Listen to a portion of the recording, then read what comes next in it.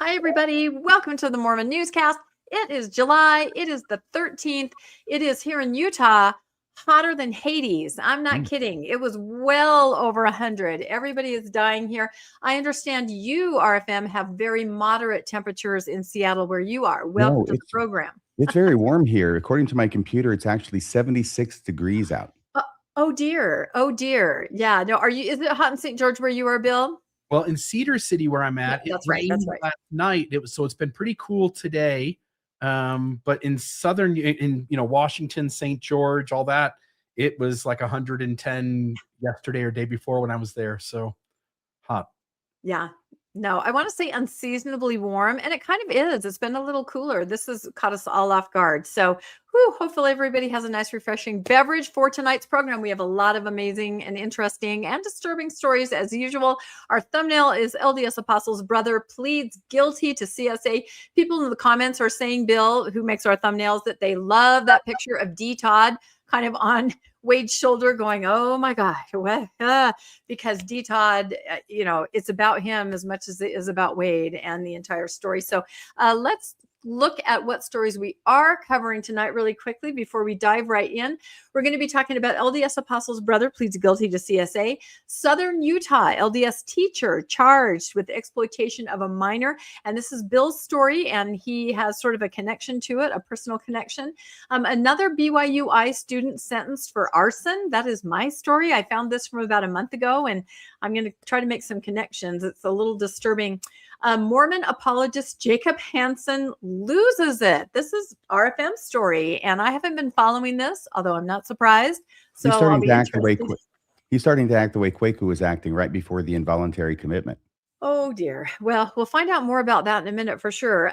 Bill's going to cover why do the gay stay? And this is an article that came out in the Deseret News that I finally had a chance to read this afternoon. Very interesting, an opinion piece. I'm going to talk about BYU football now sponsored by an energy drink. What? This is a very interesting thing we never thought we'd see. Latter-day transparency. Is it a new age of openness? Bill's going to talk about that.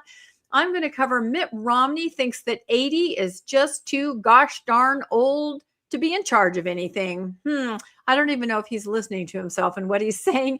And finally, we'll talk about, does anybody want a job removing those annotations off membership records?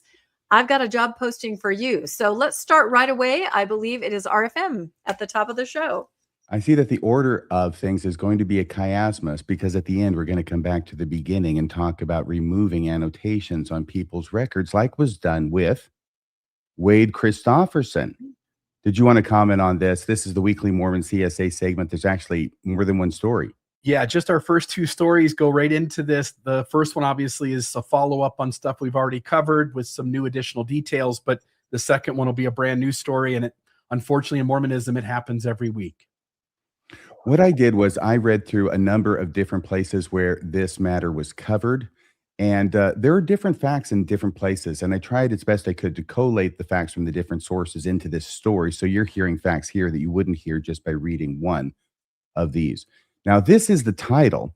This is ABC4.com, where it says, brother of LDS Apostle pleads guilty to sexually abusing and enticing minors in Ohio and Utah.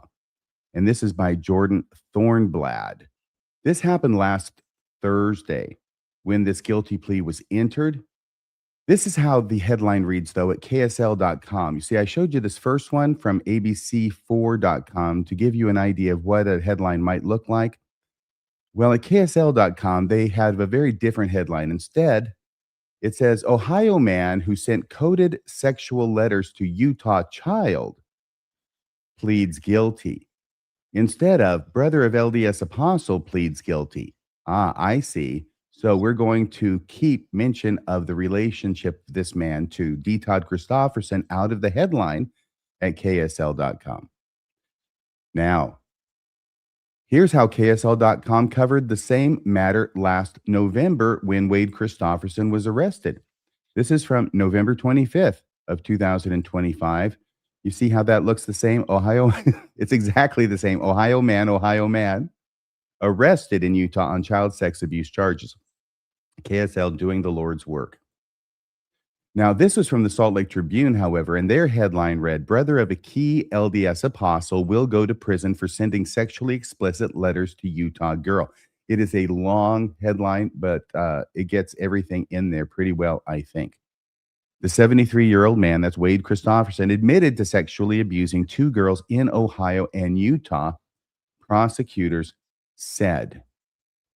The brother of an apostle of the Church of Jesus Christ of Latter-day Saints pleaded guilty in federal court in Ohio on Thursday, admitting that he coerced and enticed a minor. Wade S. Christofferson, 73, admitted to sexually abusing two girls in Ohio and Utah, according to plea agreement documents. And he pleaded guilty to coercing and exploiting the Utah girl through sexually explicit letters and phone calls. You'll remember that's how he got arrested back in November of last year. Federal prosecutors say the charge carries a minimum mandatory penalty of 10 years in prison. If that's true, then he would be 83 minimum when he got out. I've just been doing criminal law too long. Whenever I see something that says minimum mandatory penalty, I always wonder, okay, so what's the catch? You know, under what circumstances can you get out early, or does this really mean what it indicates? So taking it at face value, that's what it means. 10 years could be a life sentence for Wade. But he could be sentenced to spend the rest of his life in a federal lockup. That would be presumably the maximum. A sentencing date has not yet been set. So they're in one of these situations where the minimum it may be longer than the maximum. Christofferson's older brother is D. Todd Christofferson, who is a Latter-day Saint apostle and a member of the faith's governing First Presidency. The Salt Lake City-based church has said that the apostle did not learn about any abuse allegations against his sibling, against his brother Wade, until sometime in 2020 or 2021. Interestingly, this clip went up yesterday, at least I saw it yesterday, on D. Todd Christofferson's YouTube account. It's a snippet of a talk he gave titled "How to Avoid Deception." I think we can all learn something from D. Todd Christofferson on the subject of how to avoid deception, since he's able to avoid it so well, I think. Going on with the story, that matter involved abuse from decades earlier that was denied. In other words, the matter that D. Todd found out about in 2020 or 2021, the church spokesperson, we haven't heard anything from Wade about this. We just hear from the church spokesperson, because this isn't important enough for him to talk to the membership about it and explain what the hell was going on and what he was doing. Sorry. That matter involved abuse from decades earlier that was denied, a church spokesperson said in a statement.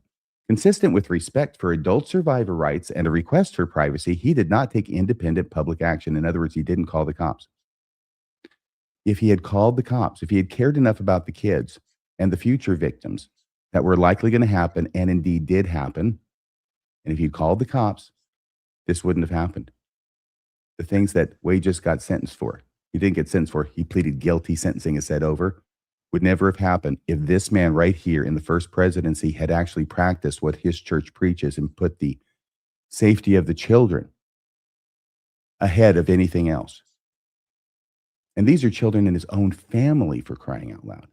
If he won't even protect the children in his own family, how do you expect him to protect the children of just regular church members?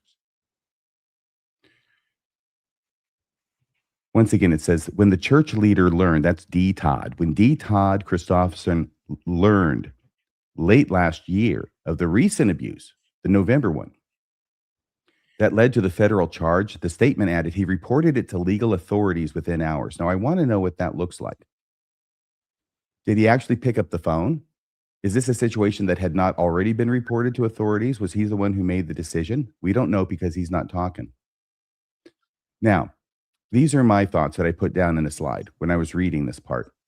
So apparently, this is something Wade has been doing since at least the 1990s. I'm talking about the CSA. And even got excommunicated for it, and then reinstated, and his asterisk removed from his records. And D. Todd knows nothing about this. In spite of the fact he is a GA, and in spite of the fact Wade and Todd are blood brothers.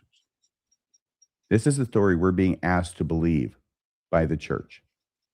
But D. Todd does learn about this long after the fact in 2020 or 2021, when the child victims are grown and asking him for privacy. And when D. Todd learns about the November 2025 incident, D. Todd reports it within hours. So all I'm saying is D. Todd learned about the November 2025 incident with Wade a lot faster than he learned about the stuff Wade was doing back in the 1990s. Hey, any comments from you about this? My meanderings, Bill, Rebecca? I have a comment. Yeah. Why do you think that Wade, who lived in Ohio, and of course his alleged victim was in Utah, why did he physically travel to Utah? I mean, I have, in my opinion, theories about that. I picture a war room, honestly, with, perhaps church lawyers and D. Todd and let's turn yourself in here. Your brother's going to call. I mean, I picture a whole team of people navigating this scenario behind the scenes as soon as it becomes apparent. Because what is your opinion? Why did he travel to Utah to turn himself in? I hate to pull a Spock on you, but I think I need more facts. I need more data. Yeah. The first thing I don't even know is when the flight arrangements were made, if it was before the incident, the phone call, or after. Right. No, it's very confusing. And of course, I'm not a legal authority, but in my opinion, and I'll say that over and over, it's my opinion. I think once this all came to light, I think everybody behind the scenes scrambled. There was a war room. That D. Todd was contacted, that the church would have been involved in somehow trying to navigate this. So, I mean, that's kind of my opinion. And it kind of fits with maybe some of the things that happened, but something that we don't know about happened. That's all I'll say. Yeah, you know what I'd like to know? I'd also like to know how many hours after D. Todd found out about it did he contact authorities? What authorities did he contact? And what happened during those hours? Yep. And how did he find out? I mean, just questions that anybody would want to know, but that they don't want to talk about. They consider the matter closed, obviously, but we're going to continue to discuss it. Bill? There were things, if I remember right, when the police had executed a search warrant on his electronic devices, that he was doing internet searches on various things. And again, then he goes to Utah, and I can't help but think that he had a little stop at the church office building and had a conversation with his brother and others at the top of the church to see what can be done. Yeah. I think in the moment we're in, I think the church made a wise decision, report it at least somewhat immediately and have his brother be the one who does it. I think that was a great move on their part, because it would look really bad if there was some significant delay and D. Todd had known earlier and that eventually came out that was the case. But at the end of the day, who knows how all of this went down? Well, I will tell you once again that I think that D. Todd Christofferson should step down. He should recuse himself from the quorum of the 12, from the first presidency, from the apostleship. And if he doesn't, then the membership of the church is just allowing a person who allowed this to happen because he didn't report it to authorities. I don't care who asked him to do what. I keep trying to put myself in his shoes, okay? I keep trying to put myself in D. Todd Christofferson's shoes, and Rebecca and I were talking about this before the show on the phone. And what I keep I think you do a better job of putting yourself in somebody else's shoes than I do, Rebecca. But on the other hand, what I keep coming back to, the wall I keep running into is, he's an apostle. It is his duty. It is his duty to protect the safety of the children in the church and in his own family. That is his number one priority. Everything else pales in comparison to that. And D. Todd Christofferson failed, and people suffered and were victimized because of that failure. That's why I think D. Todd Christofferson needs to resign. All right, there's a few other things here. Child abuse is inexcusable, the statement said. The Church of Jesus Christ of Latter-day Saints is committed to preventing, reporting, and addressing abuse. Then I put this comment, except for a certain apostle who wasn't actually committed to reporting abuse. They actually put this in the story. This is what they gave them, even though it was so obvious that this is something that they don't believe, that they don't practice. And the story is about an apostle not practicing it. It's crazy. According to a statement of facts in Thursday's plea agreement, Wade Christofferson was FaceTiming with a Utah girl last November. This is when he got caught, when her father overheard him asking her to see Snow and Friends. Now, by the way, I was looking for, images to decorate the slides. I found this. It's from a book called Snow Friends. It's got a snowman on it and some little furry woodland friends, I guess. I have no idea if this was something that they came up with or whether they derived it from some other source, this idea of Snow and Friends, or whether it might have been this book. Anyway, it becomes decidedly creepy the way Wade was using it. After Christofferson, that's Wade, after Wade Christofferson's request, the girl went into a bathroom closet and closed the door. Her father opened the door a few seconds later, the statement says, and found the girl lifting up her shirt to the camera, the one that Wade is calling on from Ohio. Police started investigating a week later after a man in Ohio who knew about the alleged abuse in Utah reported that Christofferson had also sexually abused his daughter. So there's another father in the family, I imagine. It doesn't have to be. I'm just imagining, and I don't know that for sure. Christofferson, prosecutors said in their news release, admitted to hands-on sexual abuse. This is more than just this thing, long distance. Admitted to hands-on sexual abuse of the child in Utah.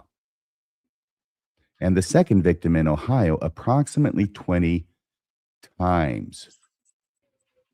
By the way, I'm just going to say that they could have sent him away for what would have definitely been life. And I think that the main attraction of this, if attraction there be, is that he's got a chance, however slim, of seeing daylight again at the end of 10 years. Whereas if they had added just one more charge, not to mention all that they could have, then he wouldn't even have that much of a chance. The Utah girl told her father and later investigators that Christofferson, that's Wade, had taught her code words and that friends meant nipples and Snow referenced her genitals. The father told investigators that Christofferson had been sending his daughter letters over the past 6 months that used these and other sexual code words. Presumably, he did not know that at the time. A criminal complaint said Christofferson, Wade, wrote the Utah victim a letter with top secret messages, including one that read, "Good for one asterisk game with me," 2 exclamation points. The asterisk is in the middle of the sentence. Police believe the asterisk meant naked. So the code would be for "good for one naked game with me." In another letter, he stated his favorite games to play were called bedtime, fashion show, numbers, ballet, and bathroom closet. While conducting the search warrant, police located an area that was accessible through a small, child-sized door with H. Potter written on it. The room was determined to be a modified attic crawl space with a mattress and pillows, childlike writing on the walls, a piece of paper with Spy Club written on it, and a numerical code. Police also found a child-sized Harry Potter costume in Christofferson's bedroom dresser. A few weeks after the FaceTime call occurred, the Dublin Police Department, that's Ohio, received a report regarding the alleged sexual abuse of an Ohio minor by Christofferson that occurred when the victim was approximately 7 and 8 years old. The defendant committed hands-on sexual abuse of the child in Utah and the second victim in Ohio approximately 20 times. In his letters and calls, Christofferson, Wade, taught the 7-year-old Utah victim words like Snow for vagina, friends for nipples, asterisk for naked, a drawn smiley face. This is from another source. You can tell I included it here because it has additional information. A drawn smiley face for rubs and SS for secret spanks. He was overheard on a FaceTime call asking the victim if he could see her Snow and friends. Christofferson wrote the victim top secret handwritten messages and advised they were only for the victim to read.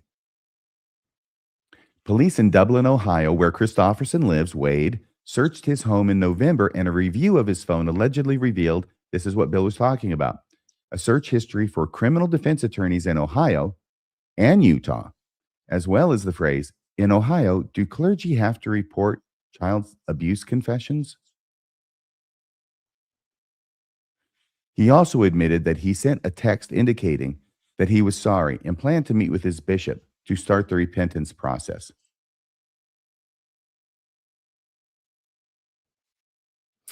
Okay, what I have is 6 questions here. I know there's some questions that have been popping up on the internet. These are a bit different. There's some similarities, but these are some questions that I have, okay? And then I want to get your thoughts. Question number 1, the 1990s excommunication.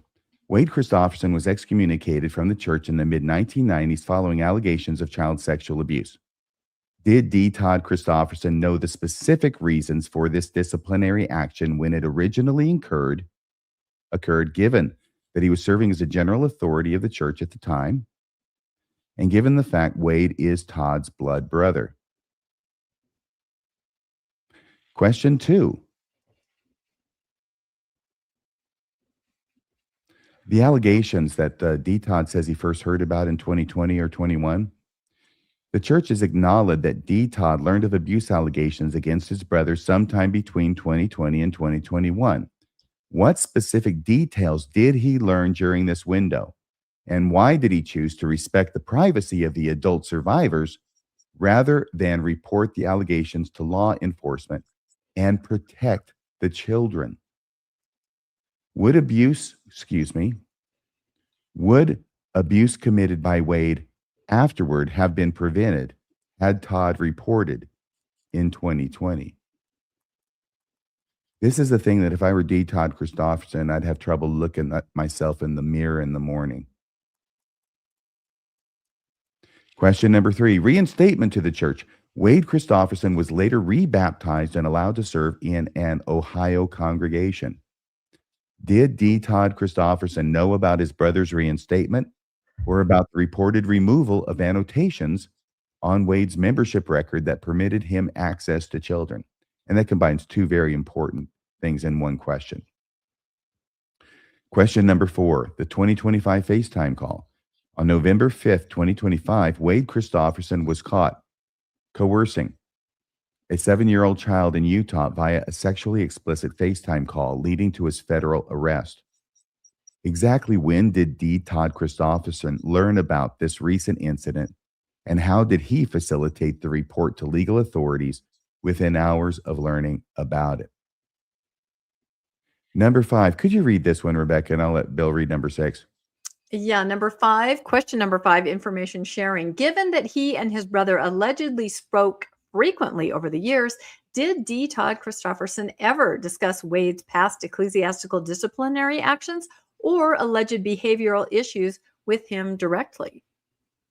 Good question. All right. And then should a high-ranking, you have question number 6 here, ecclesiastical versus legal reporting.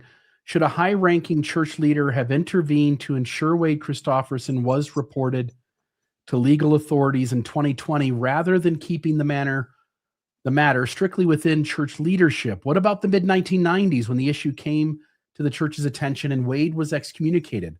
Why did no one report to police then? Wade has been brushed under the rug for 30 years, and I'm willing to wager more. Over and over again, his abuse of children has been swept under the rug by church authorities. And then the asterisk that designated him, or the annotation, whatever it looked like, that designated him as a person who really, shouldn't be around kids. I think it really just says you got to call the past bishop or something and get the real scoop on the guy. But yeah, that got removed as well. This is so bad for the church, and I can understand why the church wants this conversation closed and doesn't want anybody to talk about it, because this, I think, is a dynamite situation for the church. Why did no one report to police then or at any time, I'm wondering. And finally, apparently, I could ask, why did they report it now? Well, I think it finally just it became too much for the family to contain. I think that somebody had enough. And I don't think that was D. Todd, frankly. But maybe it was. If it was, great. But I don't think it was. I wish you would tell us. Hey, this is something here that I've got to bring up because this is Rebecca. Rebecca found this or recalled this. She did something about this a year ago on the newscast. I hadn't thought twice about it. But now that this has all happened with Wade, this is from October 2025. Remember, Wade gets arrested a month later in November of 2025. And what Rebecca remembered was that D. Todd Christofferson in his talk talks about somebody that he knew who got excommunicated. He doesn't mention his name. There was some discussion apparently at the time that it might be his brother, Wade Todd. I'm sorry, what's his brother? Tom. Okay. Tom, yes. It might be his brother Tom, but then they thought it doesn't match Tom. But now it might match Wade, now that we know about Wade. Let's look at what it says. I think I can read this. I know. And you have to start on the right column. If any of you can even read this from out there, it's just the way it's formatted. You got to start in the right and then go left. It's like Hebrew. Like you, this is what President D. Todd Christofferson was saying in October 2025. Like you, I know some who once enjoyed the gift of the Holy Ghost, but who through failure to keep the commandments of God have lost that blessing. One in particular comes to mind, whose membership in the church had been withdrawn due to transgression. Remember, that's the new lingo for excommunicado. He said, this guy he's talking about, is it Wade? He said that his initial reaction was to feel offended. He felt judged by imperfect leaders.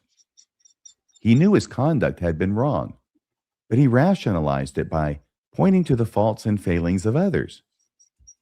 After a while, he began to feel comfortable in a lifestyle outside the church, without the obligation of callings and expectations of attending worship services and ministering to others.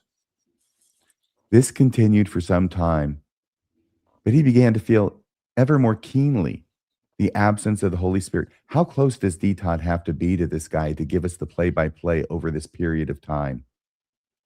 He continued for some time, but he began to feel ever more keenly the absence of the Holy Spirit, God's presence in his life. By experience, he knew that what it was like to have day by day the comfort. This is someone very close to D. Todd. Day by day, the comfort, guidance, and confidence born of the Spirit, and he missed it. Finally, he did what was needed to repent and qualify once more for baptism of water and of the Spirit. I want to know, D. Todd, are you talking about Wade? Okay. Let's go to Bill and then to Rebecca. And what are your thoughts about this whole fiasco? Yeah, let me start. I'm going to put a couple of slides back up that you went over. One here, when he does the searches on his computer, in Ohio, do clergy have to report child abuse confessions? This only makes sense to me. Again, the Ohio bishop or Ohio stake president is going to do whatever the Ohio bishop or Ohio stake president does. One way that you can influence when you're Wade is to have somebody higher up when he calls the hotline, when that Ohio bishop or Ohio stake president calls the hotline, that the church higher up, its legal team can, if the confessions are, let me say it this way, if reporting is not mandatory, they can inform that bishop not to report it. That's happened in the past. One idea is that he's doing the search just to know for his own conscience how this is going to proceed forward. But another way to see this is that he's able to sort of sense what can and can't be done. And based on whatever it is, he could reach out to his Utah brother and have his brother and the church leadership instruct the legal team to instruct the local leadership to handle it a particular way. Now, is it that? Is it not? Who knows? We have no idea. But I just want people, when they read this, to not just think it's him trying to figure out what's going to happen next. He might be trying to figure out where he can influence things. In the next one, when he also admits that he sent a text indicating he was sorry and plan to meet with his bishop to start the repentance process, he's already played this game out before. His way of getting away from accountability is to try to get his family to understand that this is a church matter, not a secular law enforcement matter. And so by sending the family a text, again, I've never even had a thought of doing this kind of thing to a child. But for somebody who is trying to get away from it and is Mormon in a system that has trained its members to see the religious authority as having more power, more rights to handle things than law enforcement or the secular world, it makes so much sense to me as someone who spent a few decades in Mormonism to see that all he's trying to do here is go like, look, I've got it. It's taken care of. Don't you go any further with this. I got this. I promise. I'm going to behave. I'm going to repent. I'm going to talk to my bishop. And so you need not see these kinds of things as an honest admission of like, oh, I'm so sorry. I really did a thing and I feel bad for it. I don't think that's going on in this guy's head because he's been doing this essentially his entire adulthood and gotten away with it up until this moment. But there are 25 moments before this moment, some of them we know about and some of them we surely don't, where he has gotten away with it and has played out these things. He knows by now what things generally work and how to best give him the chance to get around it. Rebecca? Yeah, I think his strategies have worked very well before, like you said, Bill, for decades. In fact, we know from Floodlit, from talking to different people, that he and the state president early on in the 90s were friends, and they believe that's why there wasn't the discipline that needed to happen, right? It was an old boys club kind of, and he knew he could rely on the church to cover things up, to treat it just like that, an old boys situation.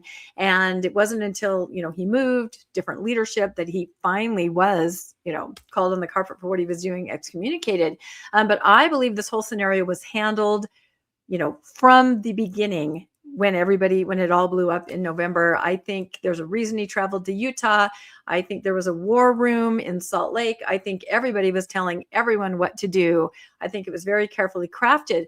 But I have a question for you, RFM, that I've not seen people talk about, and I'm very curious to get your opinion. I messaged Bill a headline, but I can just kind of go ahead and talk about it. Not only did he search in his initial search on his phone for who has to report what in what state, he searched for defense attorneys, right? So that tells me that initially he's like, okay, I got to get a defense attorney. I'm going to fight this. Can you tell us what it means, the fact that he pled guilty, just out of the blue? We hadn't heard anything for several months about what was happening. We knew he was still in jail. All of a sudden, guilty. There it is. Mm-hmm. Is it no discovery? Is that part of it? Obviously someone is pulling strings, in my opinion, behind this to encourage him to plead guilty. Wouldn't most people try to take a chance? I would that's the headline. Ohio man who searched defense attorneys for sex crimes online now pleads guilty. Can you just talk to us about what pleading guilty means and how it's different from what else could happen if he didn't plead guilty? I expect discovery was completed and that the defense got the entirety of the state's case. I've never practiced in federal court, and I hear things are different there along those lines. But yeah, I would expect that they know everything. I mean, it's not like they're shooting in the dark when they pleaded guilty. What it means, by the way, what you're looking for is rationality, okay? And I have to caution you that sometimes looking for rationality in a guy who's been abusing kids for decades may be fruitless. It could be, but what I'm kind of looking at is it in the church's interest to just have him plead guilty, done, right? It's no longer in the news cycle. It's over. That's kind of my take on it. Maybe that's too simplistic. Well, it's a pretty good deal for a guy who they got the goods on him for doing all this stuff. I mean, he's got a chance of coming out of prison. It's not a good chance.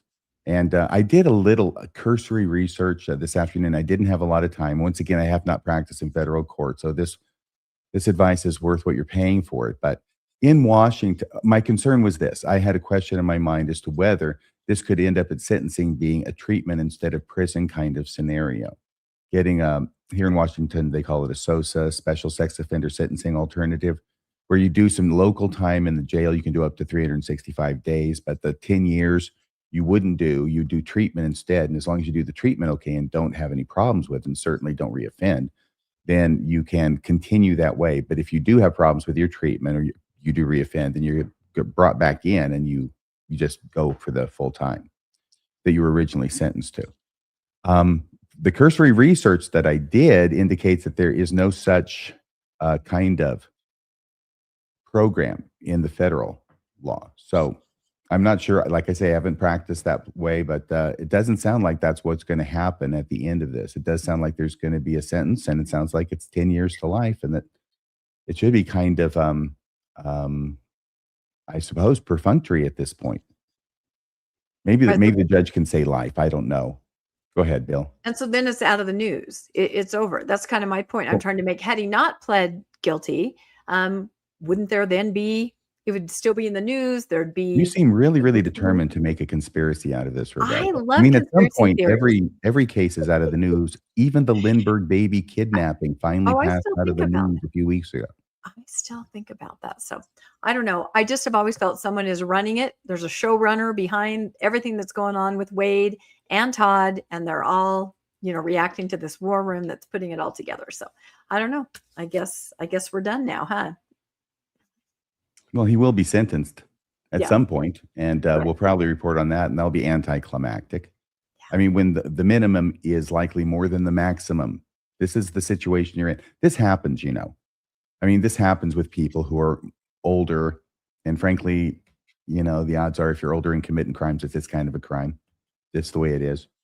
But you get in these situations where you've got all this stuff on him, and that's an obvious life sentence. I mean, they'd be over 100. And can you give them something to where they could at least think, maybe I can get out, even though that's probably not going to happen? It's not the healthiest of environments, prison, unless he's going to be working out in the yard every day with the boys. Yeah. So, and by the way, he could feel bad about it. He could feel bad about it. He's either playing the system, like Bill says, or he's a tortured soul. And I don't know which. But if he had not pled guilty, would details come out? Would there be more details? Would there be some kind of legal process where details came out? What kind of details are you talking about? In other words, what Rebecca's saying is that in the matter of doing the trial, isn't Todd Christofferson and other people other people are going to have to testify about when this got known, when people found out, when things got talked about? No, none of that's relevant. None of that's relevant to the criminal charge. And a lot of times people don't understand that because they think more in terms of a civil case. Even civil cases are limited to evidence that's relevant to the things you got to prove. But in a criminal case, the evidence, the relevant evidence, the evidence is limited to relevant evidence, and relevant evidence means evidence that tends to prove or disprove the elements of the offense. Did this person do this crime at this time and in this place? That's basically it. Not when people found out about it. Okay. Unless they find out about it from Wade, and then it can come in as evidence as an exception to the hearsay rule. So, but why we have a lawyer on staff. If there's a conversation between D. Wade and church leadership and perhaps his brother after the crime, after the search engine, looking for a lawyer, drives out to Utah, it does make sense to me that D. Todd might be able to say, yes, my brother sat down with me and said he did it. And there might be other questions around that. When's the earliest you knew that your brother did this thing? And there seems like there would be evidence inside the church about leadership knowing things that led to them removing the annotation, for instance, that I think in some way might have an impact on guilt or innocence or the degree to which one can prove so in this particular case. I don't know. I just think that it's not really that relevant. I know everybody wants to know it. I mean, I've got all those questions that I put on the slides, right? On that musing slide of mine. And those 6 questions at the end, yeah, I would like to know. I just don't see how any of them would be answered in any relevant way to a criminal trial in a case like this. Yeah. I will say one last thing, which is because it crossed state lines, it became a federal case. Yes. I don't mean interesting in a good way, but it might have been interesting to see what the church would have done having the influence it does in Utah with, again, lobbying politicians who are church broke, 9 out of 10 politicians being Mormon. What would have gone differently if this had been entirely a Utah case? Yeah, I don't know. By the way, here's the problem. Okay, let's say let's say Wade talked to Todd and confessed to Todd. Okay, besides the obvious, the penant, the privilege, the priest penitent privilege, how are you ever going to find that out? You can never find that out as a criminal attorney. I mean, you can't talk to Wade unless it's in the police reports that Wade reported to the police that he talked to his brother Todd. Okay, now you can go talk to Todd. And if Todd says, I don't want to talk to you, then you get the judge to say, well, you're going to have to talk. I'm sorry. If that were in the police report, that would be an exception. But I haven't heard anything remotely like that. Well, thank you for your coverage. And we will update everybody on, I guess the sentencing will be the next. So, and we don't know when that's going to happen. So back to you, Rebecca. Yeah. And now on to Bill, who has another difficult story to go through. We put these all at the top, didn't we? At least we're getting them over with. Oh my goodness. Yeah. So this week we've got the update on Wade, which falls into this category, although not new. And this one, though, is new. Rebecca, you were originally, I think, going to cover this story. I reached out to you and said, I know this guy. And I said, can I please have this for that reason alone? Anyway, I've got to take this one down, put this one up. Whoop, there we go. So a Southern Utah man, Michael Kleiner, 32 years old, has been arrested and charged with 6 first-degree felony counts of aggravated sexual exploitation of a minor, along with 13 third-degree felony counts of distributing harmful material to a minor and 1 misdemeanor count of enticing a minor. 19 felonies, 1 misdemeanor, 20 total charges. According to the charging documents, an undercover officer posing as a 17-year-old girl made contact with Michael online. Police say he knew the supposed girl's age, moved the conversation to Telegram. I've never even heard of Telegram. Discussed having sex with her and sent sexual photographs and recordings. Investigators later learned that Michael was also a suspect in a separate West Jordan investigation involving an officer posing as a 15-year-old girl. If you think those are the only 2 people he had talked to online thinking they were children, when arrested, he admitted having sexual conversations with at least 2 people he believed were underage girls. How many people do you know that I've talked to? 2? Well, then, yeah, I might have talked to 2. Police moved quickly on the arrest because Michael was a teacher working with children in similar age ranges. Oop, I've got this here. This is the charges. I'll finish up that here in a second. But reported charges here, these are some of them. Distribute material harmful to a minor, aggravated sexual exploitation of a minor, enticing a minor, 3rd degree felony sexual activity. So there's that. But I'll note here, this story is difficult. I don't have that finished sentence there. Police moved quickly on the arrest because Michael was a teacher working with children in similar age ranges. It noted that they felt that there was a risk in leaving him in place as a teacher, and that they had to act quickly because they didn't know who he was a threat to. And so the rest of that paragraph was that they took care of this immediately. And I got to sort of know some of this as it was kind of happening, because for this reason, this story is especially personal to me, difficult for me, because I actually know the person involved. Michael Kleiner and I worked together at Family Pond for years. That's actually a picture in the top right corner there. That's a picture of me on the left and a picture of him on the right. We're standing right next to each other for the photo. I know his brother. He's good looking. He's intelligent. He's easy to talk to. And from what I know, he was a deeply committed Latter-day Saint who strived to live as Mormonism. The whole time I knew him, he was attending church, and we've got more information on his callings in the church, but he wasn't someone just hanging around the edges of the church. He served as second counselor. By the way, thank you, Rebecca, for this. He served as second counselor in the bishopric. of the St. George Young Single Adult 4th Ward, which is Spanish speaking, from March 23 to May 24.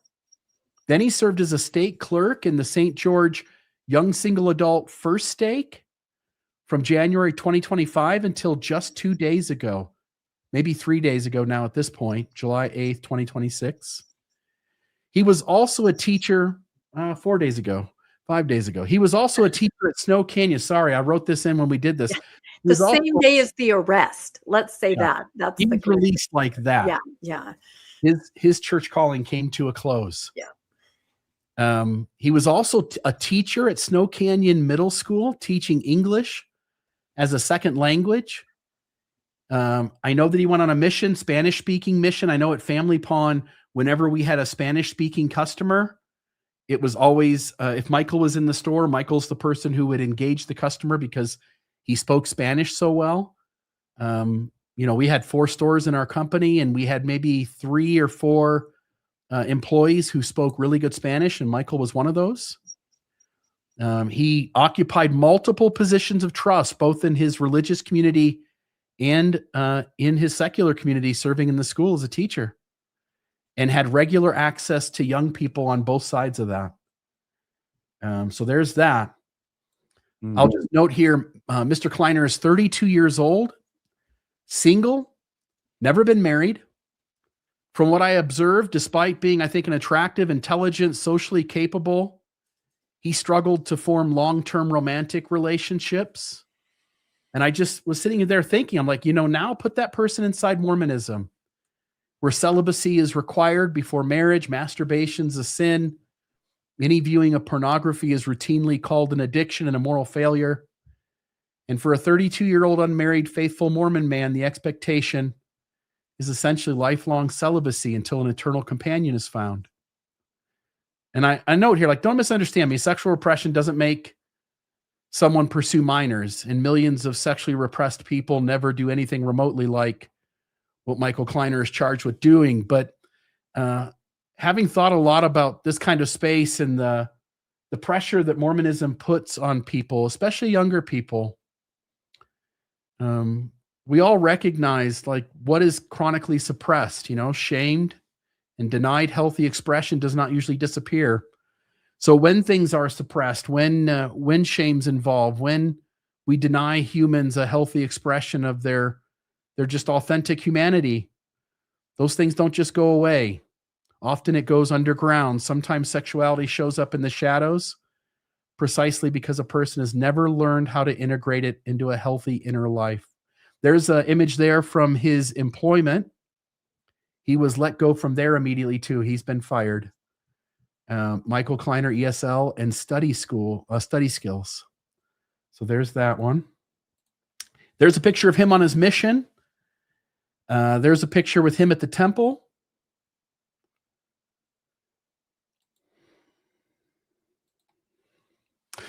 Michael checked a hell of a lot of behavioral boxes: bishopric counselor, state clerk, teacher, faithful active member. But being a good Mormon or being a teacher and being psychologically a healthy human are not the same thing. A system, Mormonism, obsessed with behavioral compliance can sometimes produce people who look extraordinarily clean on the outside, while never teaching them to honestly examine what's happening underneath in their internal world. And even bypassing the adult work of understanding, integrating, and taking responsibility for their own desires. Sexuality, loneliness, shame, unmet needs, those are all things that people have to confront and deal with. And Mormonism focuses so much on the outward expression, the outward behaviors, checking the boxes. And what often goes unworked on in Mormonism is all the stuff that's turning around inside a person. So when righteousness is measured primarily by what you don't do, you can become remarkably skilled at suppression without ever becoming emotionally healthy. You learn how to pass the interview, hold the calling, and perform worthiness, while parts of you that don't fit the approved Mormon identity get pushed further and further into the shadows. Now, I'm going to admit something personal here. I worked with Michael quite a bit, and his brother even more. And while generally they were both great towards me, there were times I felt looked down upon and judged by them. And I know others who have left the church at times would feel that because, we were the apostates. We were the ones who left the church. And I don't say that now to take a cheap victory lap. I actually find this incredibly sad. There's an irony here that's hard for me to ignore. And I'll just note, sometimes the apostate who has supposedly lost the spirit gets to build a healthier inner world precisely because he or she finally escaped a system of shame, judgment, repression, and arbitrary rules that can turn normal parts of being human, such as sexuality, into evidence of spiritual failure. I'm making this connection because I know this, I'll say kid, he's younger than me, he's 32, but when I worked with him, he's in his late 20s, mid 20s. And as I worked with him, I would never have expected this. This to me was a good human being trying to do good in the world. But I think a lot of folks inside high demand systems get strained so much to pretend to be a thing. I'll just say here again, none of that excuses what Michael is accused of doing. If these allegations are true, the responsibility for those choices fall fully 100% on him. Full stop. This image there to the right is another image that you got from me, Rebecca. Says here, Michael says, call me old-fashioned, but I prefer this type of material to electronics any day. So he loves the hard copy of the scriptures and manuals. Full stop. I said, but if all we do is call him a monster, put him in jail, and congratulate ourselves for identifying a bad person, I'll just say we learn absolutely nothing. I knew this guy. I worked next to him. He was trusted by his school, trusted by his church. I never would have thought him capable of such. He sat in a bishopric, served as a state clerk, but according to police, his life was moving in an extraordinarily dark direction. As we cover child sex abuse week after week after week within Mormonism, maybe we should be asking whether a religion so focused on the appearance of worthiness has confused outward compliance with the health of one's inner world. Because sexuality does not disappear when you shame it. Desire does not vanish when you call it sin, and sometimes the shadow grows precisely in the places where a person has been taught never to turn on the light. And I'll just say again, he gets what he gets coming to him. He did what he did. He's admitted it himself, so there's no need to say allegations here. He's acknowledged to the police that he's done exactly what he's being accused of.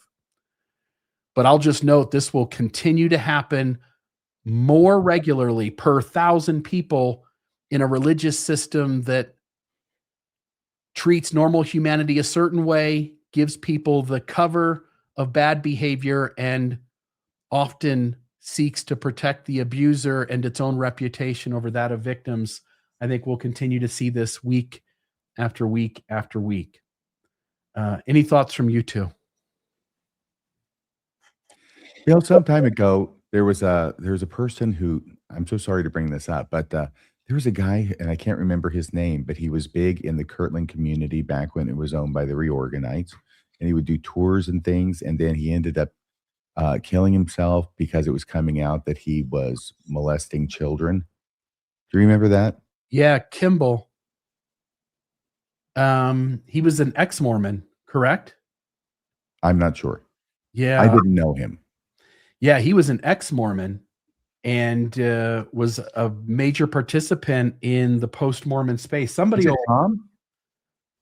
Tom Kimball. Yeah, that's it.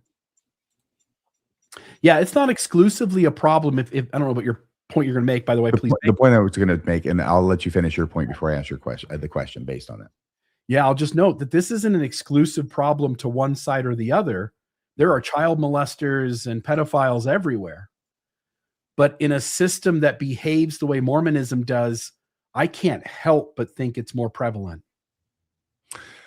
Yeah, that actually wasn't the point, but it's important to point out like you did. So good. The question I want to ask based upon that was, I remember that when that happened, there were a number of people, because this guy was popular and a lot of people knew him. A lot of people in our space knew him, and they were really, really rocked that someone that they knew that seemed so not just normal, but likable could be doing this all the time that they know them, right?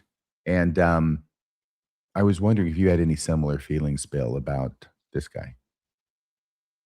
I was surprised when it came out. I didn't think, you never know anybody.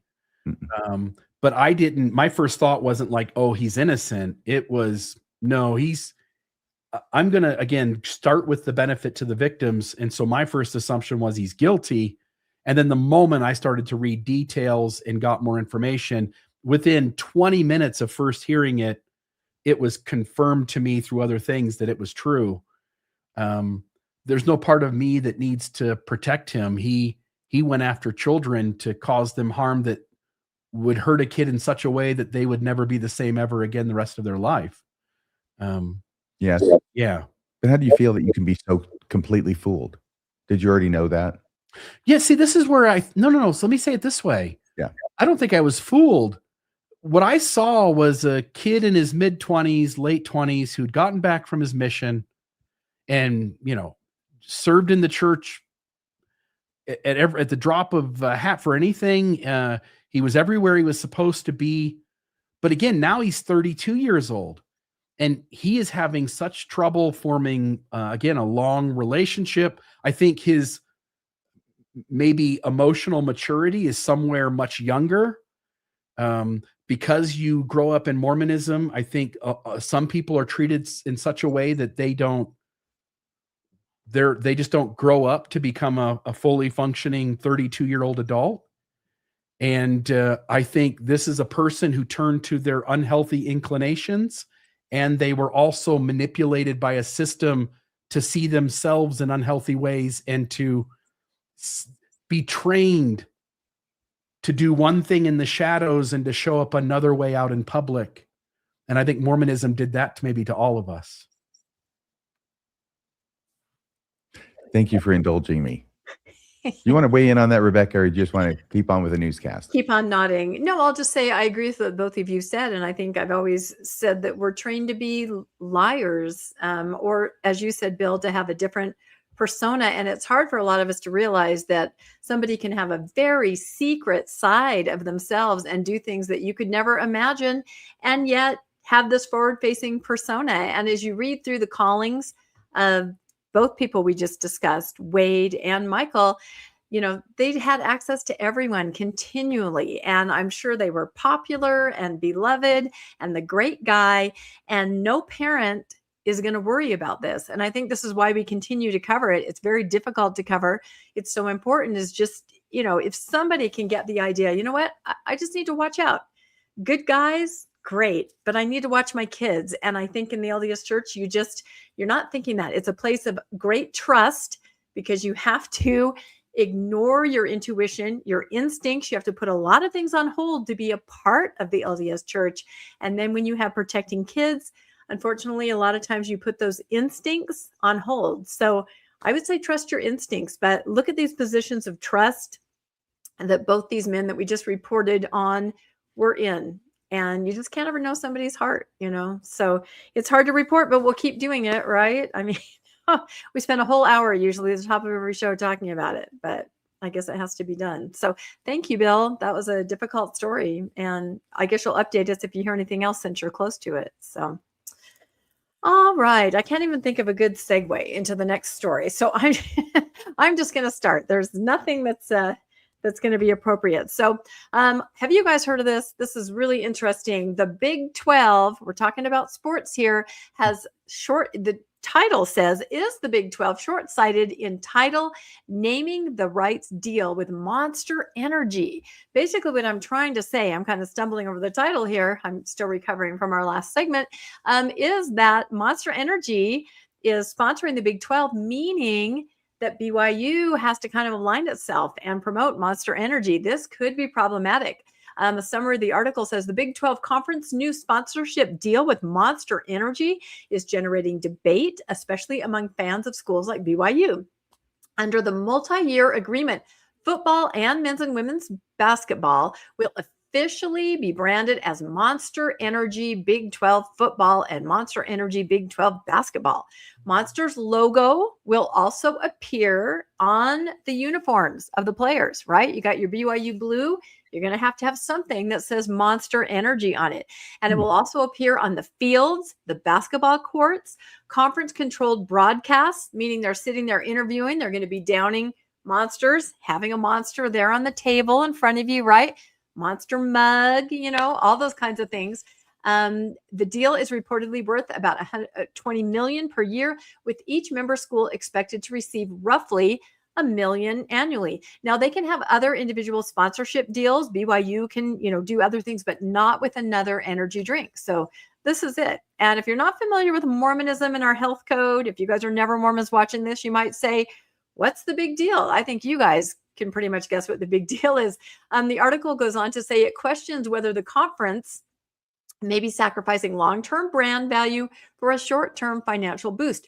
Critics argue that attaching the conference's identity to an energy drink company could cheapen the Big 12 brand and create an awkward fit for institutions like BYU. People are already thinking about BYU, who's sponsoring church council's members to avoid coffee and has cautioned against high caffeine energy drinks, even though they are not prohibited officially under the word of wisdom. And they're not. And we'll talk about that. It goes on to say some people think it's a great deal, but very problematic for BYU. BYU right now does not sell highly caffeinated energy drinks on campus. They are not allowed to sell them. They do not sell them. A student cannot purchase an energy drink on campus. So if you see your quarterback walking through campus with a logo of an energy drink or maybe a sweatshirt with the energy drink, you can't go, I'm going to go over to the Twilight Zone or the Creamery and I'm going to get one of those, because they're not sold at BYU. While the university lifted its longstanding ban on caffeinated soda drinks, and that was my era, no caffeine anywhere on campus. It was very clandestine.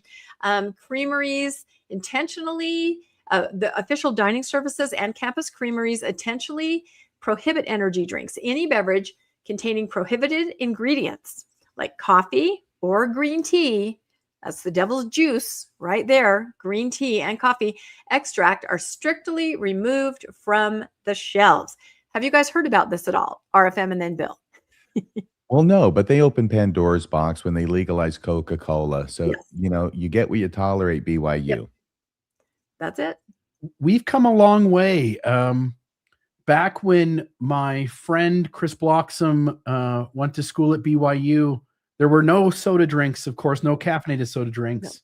No. And but he would buy them in bulk, put them in his refrigerator in his dorm room, and he would sell them to people when they knocked on the door and wanted one of the caffeinated soda, Pepsi and Coke, etc.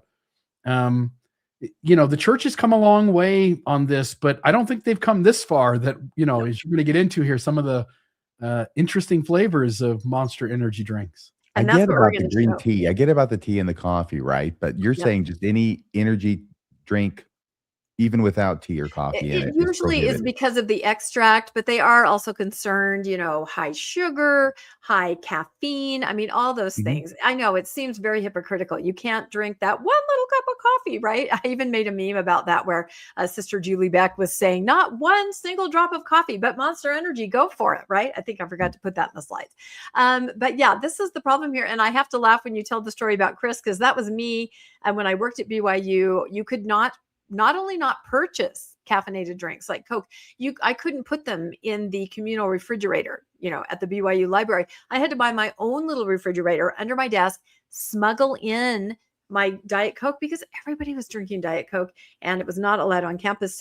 So why are energy drinks a problem just on the surface here? Well, like you guys pointed out, a lot of them contain green tea. Here are some of the brands here: Rehab Monster Green Tea, Monster Energy Dragon Tea, Green Tea, Nasty Beast Green Tea, because green tea is a healthful supplement. So they're going to put them in these, boost in the energy drink. And that's a problem at BYU. It says BYU operates under the church education system honor code, which explicitly requires students to abstain from tea, coffee, alcohol, and tobacco. And it goes on to say you're not going to see that sold on campus. Also, as you guys pointed out, they have the Java Monster. Okay.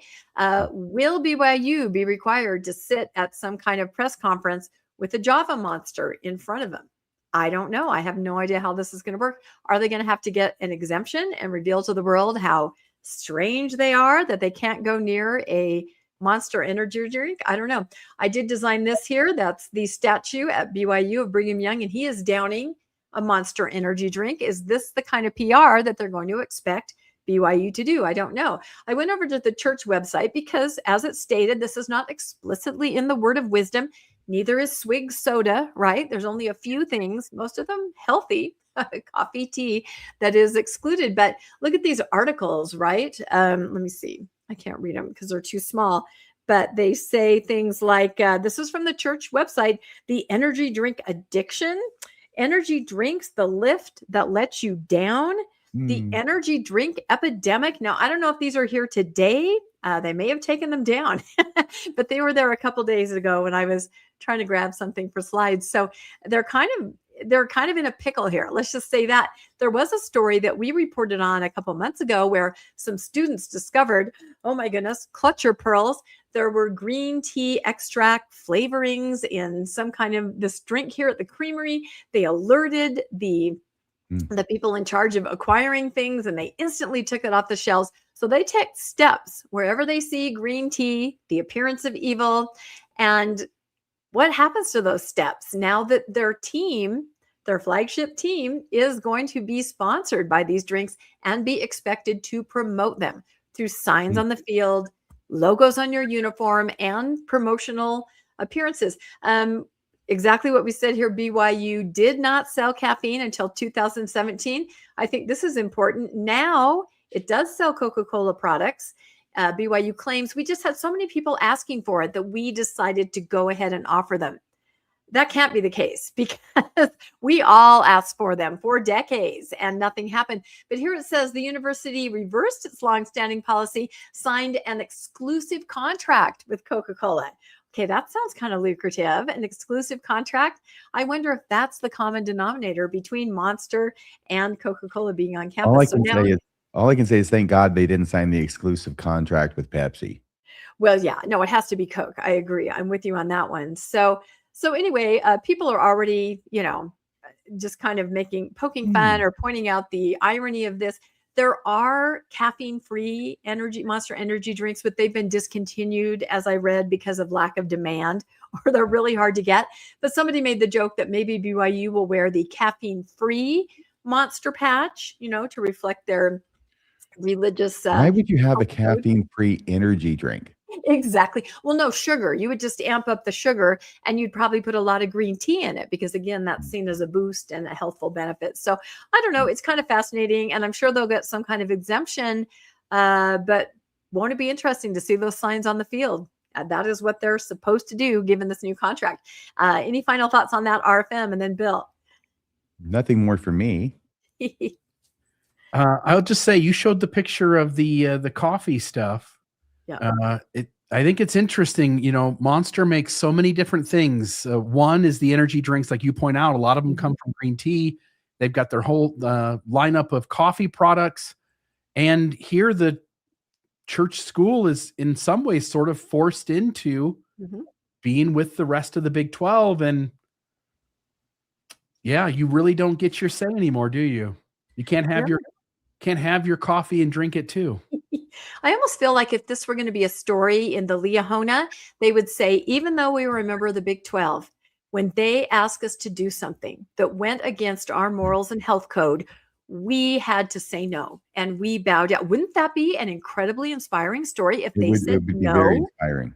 Yeah, I would be completely inspired. I don't think it's going to happen, but wouldn't that be interesting?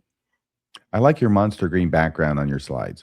I did try to choose something that was monstery. So, all right, what do we have up next? Oh, speaking of monstery, RFM, tell us what is happening with Jacob Hansen again. I have not followed this very closely, so I'm listening with all ears. Well, Jacob Hansen has decided to officially lose his mind. He's divided, he's confused, and nothing shows it more than two things that happened recently. And the first thing that happened is we got two video clips here, folks. One is from last Friday, I think it was. It might have been shortly before that. I can't remember. It's of recent vintage, where he totally lost his stuff on Ward Radio. And you got Cardinellis there reacting. Now, what we have here, this is from last Wednesday's show, Bill. So last Wednesday show, we played it, right? Then I played it again on Friday's show. So that has two instances of me. It's me, watching him. Now it's going to be me watching him, which should be totally meta. I'm really looking forward to that. But this is what Jacob Hansen says the first time. We got two videos. This is the first time. This is when he stuck his foot in his mouth over and over again.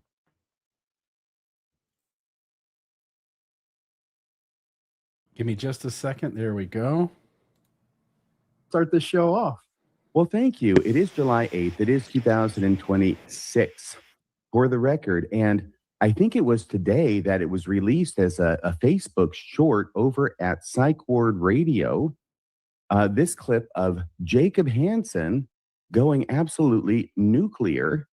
I mean, you actually have to see this to believe it. Jacob Hansen, let's see if I can get this on the screen. Here we go. And I'll start it going. Jacob Hansen putting the psych in Psych Ward Radio. Let's see what he has to say. Are people willing to die for this church anymore? How many people are willing to die for it? Yeah. As a percentage. Okay, let's say today it's 30%. But how many was in the pioneer era? It was like 90%. If you start to take your core membership and actually give them something to really believe in and be united around, you'll get something. And here's the thing, we're not united. We're incredibly divided because we've lost our sense of who we are as Latter-day Saints. You have such a wide variety of, see, we talk about diversity as though it's a strength. Let me tell you something. Ideological diversity is a cancer. And in the church, we have ideological diversity to where you go everywhere. You have people cheering for Charlie Bird, who is literally with his gay partner, purchasing a child because they want to be parents. They're going to have a baby created through in vitro fertilization of another woman, and they're going to deprive a child of its mother. And there are active, faithful Latter-day Saints cheering for Charlie Bird and his partner as they deny a child their mother. And we are divided on that issue as Latter-day Saints. Me bringing this up is controversial. Are you kidding me? Are people willing to die for this church anymore? How?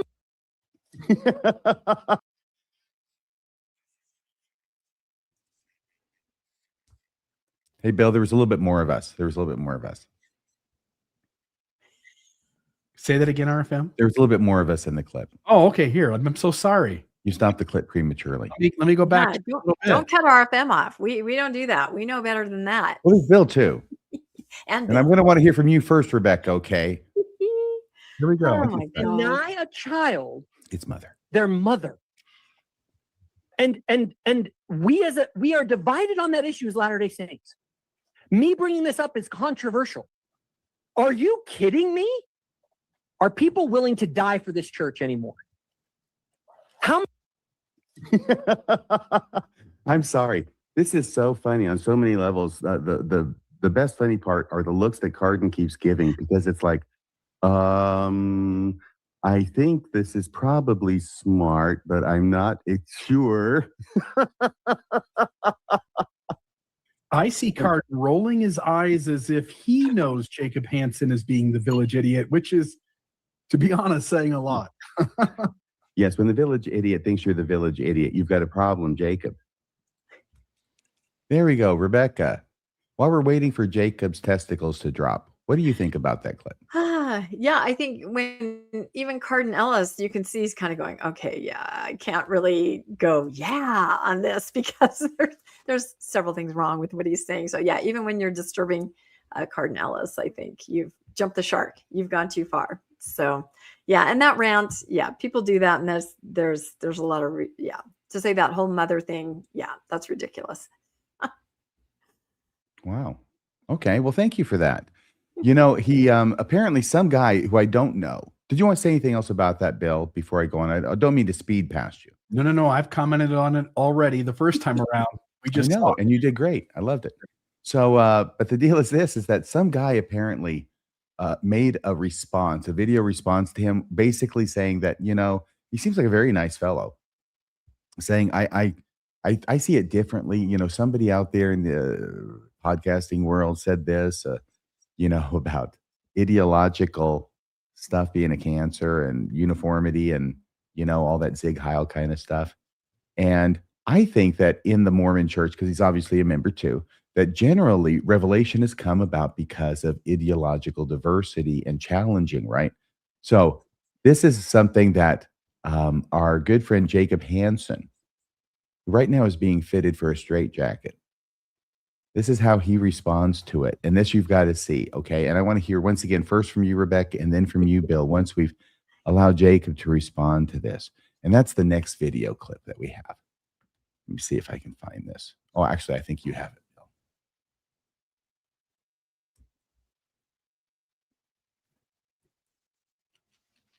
I think this is from today. Please feel free to correct me if I'm wrong, but an LDS influencer recently argued that ideological diversity is a cancer. I sure did. And I actually think the exact opposite is true. I think ideological diversity is the bedrock of revelation. Ooh, let's hear it. As I've studied church history, I've learned that revelation is messy. The restoration has never advanced because everyone agreed. It has advanced because faithful people brought difficult questions to each other and to the Lord. But why would they take it to the Lord if their diversity of opinion on the matter was their strength? Don't you see the very reason that we seek revelation is so that we can know the truth? And when a collective group of people know what the truth is, there is no longer ideological diversity. For example, not too long ago, we had the opinion that Black people were less valiant in the pre-existence. Was it good that we had that variety and diversity of opinion about that matter? Would it be good if we brought back that sort of ideological diversity? Again, the whole point of revelation is to create unity around the truth. So no, ideological diversity is not the bedrock of revelation. It's the problem that revelation seeks to solve. And those who reject the Lord's revelations in favor of an ideological diversity are actually causing division and confusion in the kingdom. And that's why a love of ideological diversity is a cancer. Jesus did not pray that his followers would be diverse. He prayed that they would be one. Modern revelation does not say be diverse, and if ye are not diverse, you're not mine. It says be one. And if ye are not one, ye are not mine. We teach our members to concentrate their efforts to strengthen our unity, not to glorify our diversity. So what do you think about that, Rebecca? It makes my head hurt. I'm not kidding. His arguments are so circular. I can't even address them practically, except for to say that the priesthood ban was told to all of us that it was a revelation, right? It was of only some of the Q15 who would not move forward, and they had to fight to get it lifted. So that's ridiculous. And I don't know if he's looked at the makeup of the church lately, but diversity is here to stay. Sorry, Jacob. It absolutely is. Bill, what do you think about diversity, ideological diversity, and the whole cancer thing? Yeah, I'm going to go to this race and priesthood. Wasn't that a really bad example for him to use? Horrible. The argument that it was by not, we wouldn't want to go back to the diversity of having the people who still believe we should be doing the priesthood ban. But he's sort of going to the front of the line and using the modern moment to take that position. If we go back in time, wouldn't having some diversity of opinion be allowed and safe to discuss things? Wouldn't that have put out the bigotry and prejudice and the rigidity maybe of leaders much earlier? In other words, when George Albert Smith is writing Dr. Lowry Nelson, and telling him to get in line, don't be diverse. Don't you dare share your diverse opinions. This is doctrine. We know it's true. Doesn't that moment in time, isn't that actually the actual way we should use that issue and that moment in history to explain that diversity actually would help the church so much? Again, if you have the truth and the Holy Ghost and prophets, you need not fear opinions of people who are trying to suggest maybe there's a better perspective to have. But if you have arrogant leaders who are certain they are right and do not allow free expression or ideas of others that disagree with them, isn't that what leads to leaders carrying bad opinions, bad ideas of doctrine, bad concepts of theology, decades and decades and decades into the future, when the rest of us are like, that was stupid 3 decades ago? And so was Jacob. So the whole thing about this is that well, of course, you're right. What he's doing is he's arguing against his own position. This is why it's so hard for you to make sense of, Rebecca, because it doesn't make any sense. Because back before 1978, okay, all right, it was the leadership of the church that said blacks can't have the priesthood, blacks can't go to the temple, they can't do any of that advanced stuff because they're treated as second-class citizens in the church. And there were a couple of explanations for it, but that is a simple fact. That was the church leadership who did that. And in 1949, the first presidency issued a statement saying that this was the doctrine of the church and expressly stated it is not a policy of the church. So this was a doctrine, okay? The diversity of opinion on the issue was coming from people other than the leaders of the church. And pressure was being put also inside the church and outside the church. And a lot of it from outside the church, believe me. That's where the diversity of opinion was coming on that finally influenced the doctrine to change. And so it's just like, do you not know that we know this? I mean, Jacob, do you not think we know this? Do you think we're stupid? I'm guessing the people who follow you must think that you make sense, but you don't to me, you don't to Rebecca. Bill, does he make sense to you? No, but he really never has. Okay. Isn't that the way everything, like celestial marriage being polygamy and us ending polygamy, us acknowledging that the book of Abraham really isn't the writings of Abraham written by his own hand, that the inspired translation of the Bible maybe isn't a restoration of the Bible in its original form being put back into place. Isn't diversity of opinion the way in which we got away from all of the bad things we used to think were absolutely true? It seems like his diversity of opinion, ostensibly it's Mormonism, but it's not. It's Jacob Hansen's version of Mormonism. So ultimately what he means is he will not be satisfied until everybody thinks exactly the same as he does, which is a pleasant thing to think about. Yeah. The only way his point of view actually works is if prophets and apostles are oblivious to all the outside noise. And even though the world gets louder and louder about a thing, and then 3 decades late, the brethren make a change, it's because God came down and talked to them, and it had nothing to do with the noise. And so the truth and right place to be is always just where the brethren are.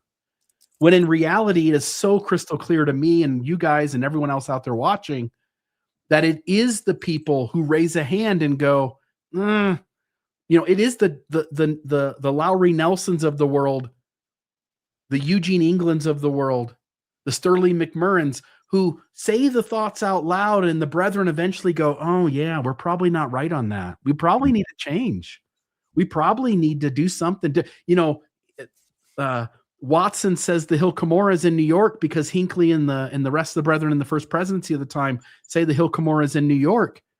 And it's only when someone goes, hey guys, we probably don't want to do that. We want to say the hill's somewhere else because that hill's a clean hill. It's not in New York. And then the brethren go like, oh, let's take their opinion now and let's do it the way the apologists say, and Let's do it the way the defenders of our faith say, because our old view doesn't hold up anymore. It is the diversity of opinion that moves the narrative back towards something that can at least be somewhat tenable, 3% tenable, rather than holding the old points of view. Diversity is crucial to the ongoing restoration.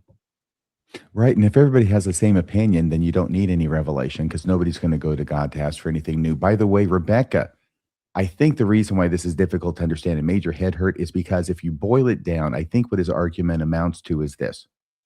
Jacob Hansen is using the past discrimination of the LDS Church in order to justify the ongoing discrimination of the LDS Church. I think you're right. And I think it wasn't that I didn't understand it. I chose not to try to understand it because it did make my head hurt. But the other thing he doesn't understand is the makeup of the Q15. And we all know this, especially on the issue of diversity. They have to agree. They must agree. They sit in that room until they agree. If there is diversity, you heard Oaks say, be one. They have to be one. That's how it works, even when they do disagree. And in order to lift that ban, we've all read second-class saints. They had to maneuver. They had to trick some of the members who would never be on board. They had to do that. They had to jockey around it because it's insisted that there is no diversity among the brethren. They're of one mind, but they're not. They're not even today. There's a big difference in what a lot of them think, but they're never allowed to express it or enact anything that would express that or make changes. So it's a horrible system. And that's my next story if we're done with this one. Do you have any more on this, RFM? Have we done it to death? It's a horrible system. That's a good segue. I'm just enjoy watching Jacob Hansen flame out in real time. I just don't even know how some of his followers could be on board with that. It's very convoluted. Okay, let's see. Yeah, I think, yes, there we go. Okay, good old Mitt Romney. This was he was not even talking about the LDS Church in this article at all. It's an article on The Hill, and the headline is Romney on running in 2028. They said, hey, are you going to run again, right? Because 3 times is the charm. And he says 80-year-olds shouldn't be running the world, right? Shouldn't be in a position of governing, which is a very interesting statement to make. He says it should be reserved exclusively for 90-year-olds. And that's it. Let's get rid of those 80-year-olds. It's all about 90. 90 is the new 80. It's perfect. But the article, we don't have to go through the whole thing. Just know that he was asked that, will you run? And he said, I basically think people who are 80 and above really should not be running the world or running the country, he said to Deseret News. He cited research about decreased brain capacity with age, right? Oh, that's interesting. He points out that the human brain shrinks by 20% by the time you're 80. And then I don't know what the percentage is as you hit 85, 90, 95, 100. We can keep going when we're talking about our upper leadership. So I don't know if he said all this ironically. I don't know if he thought it through. I guess the idea is that God chooses the next prophet by killing the present prophet, right? And so as long as God wants him in, it's going to be just fine. So I had to make this chart because I was thinking, how many of them were over 80? And we're talking 13 out of the 17 prophets were over the age of 80. And you can see the problem as medicine gets better and better, they're living longer and longer, because I know they get very, very specialized care and treatment. And look at some of these ages. This is the age of when they passed away in the last column. President Nelson, of course, was the very oldest, but had a lot of brain shrinkage there, right? In the upper leadership. And we've talked about this before, so many reasons why there should be some kind of an emeritus, some kind of a retirement, some kind of an out. There's so many different reasons. Be kind. Let someone who's elderly go home. There's that such sad story about President Monson. Somebody came across him. He's sitting in a hall outside of a meeting and he goes, hi, I don't know why I'm here. They just told me to sit here, right? Let that man go home and sit with his family. So another thing that I always talk about when I talk about, these aging over 80 is the power vacuum. What is a power vacuum and what does that mean?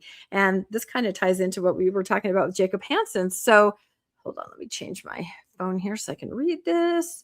I know my slides are so small here. Okay, so oops, hold on. Now I've got to scroll all the way down. Sorry, bear with me here. Okay, so what is a power vacuum? What am I talking about? And what are examples of this?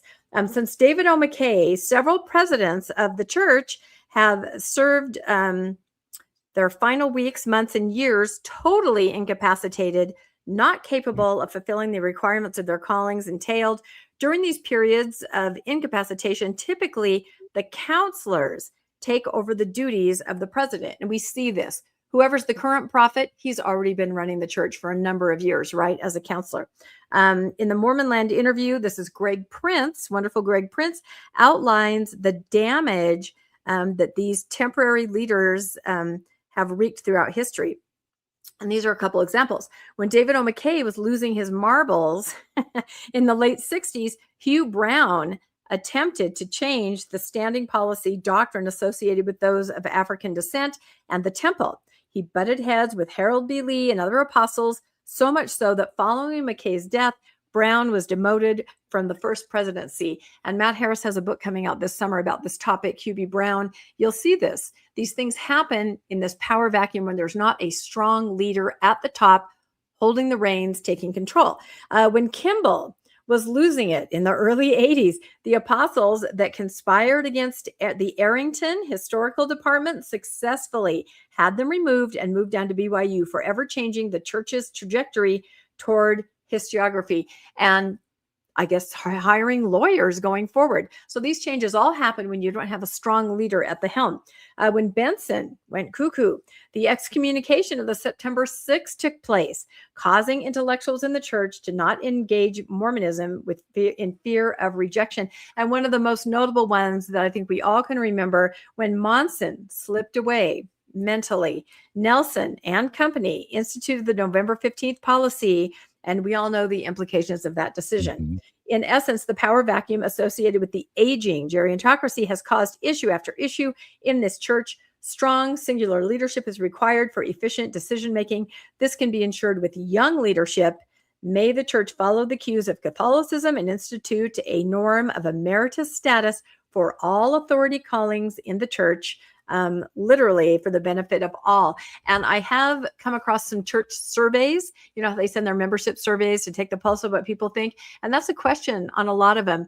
What would you think about some kind of retirement structure for leaders? What would you think about some kind of emeritus status? So I know they're aware, but whether they'll make any change, I don't know. But I thought this was interesting that even Romney recognized it for world leaders.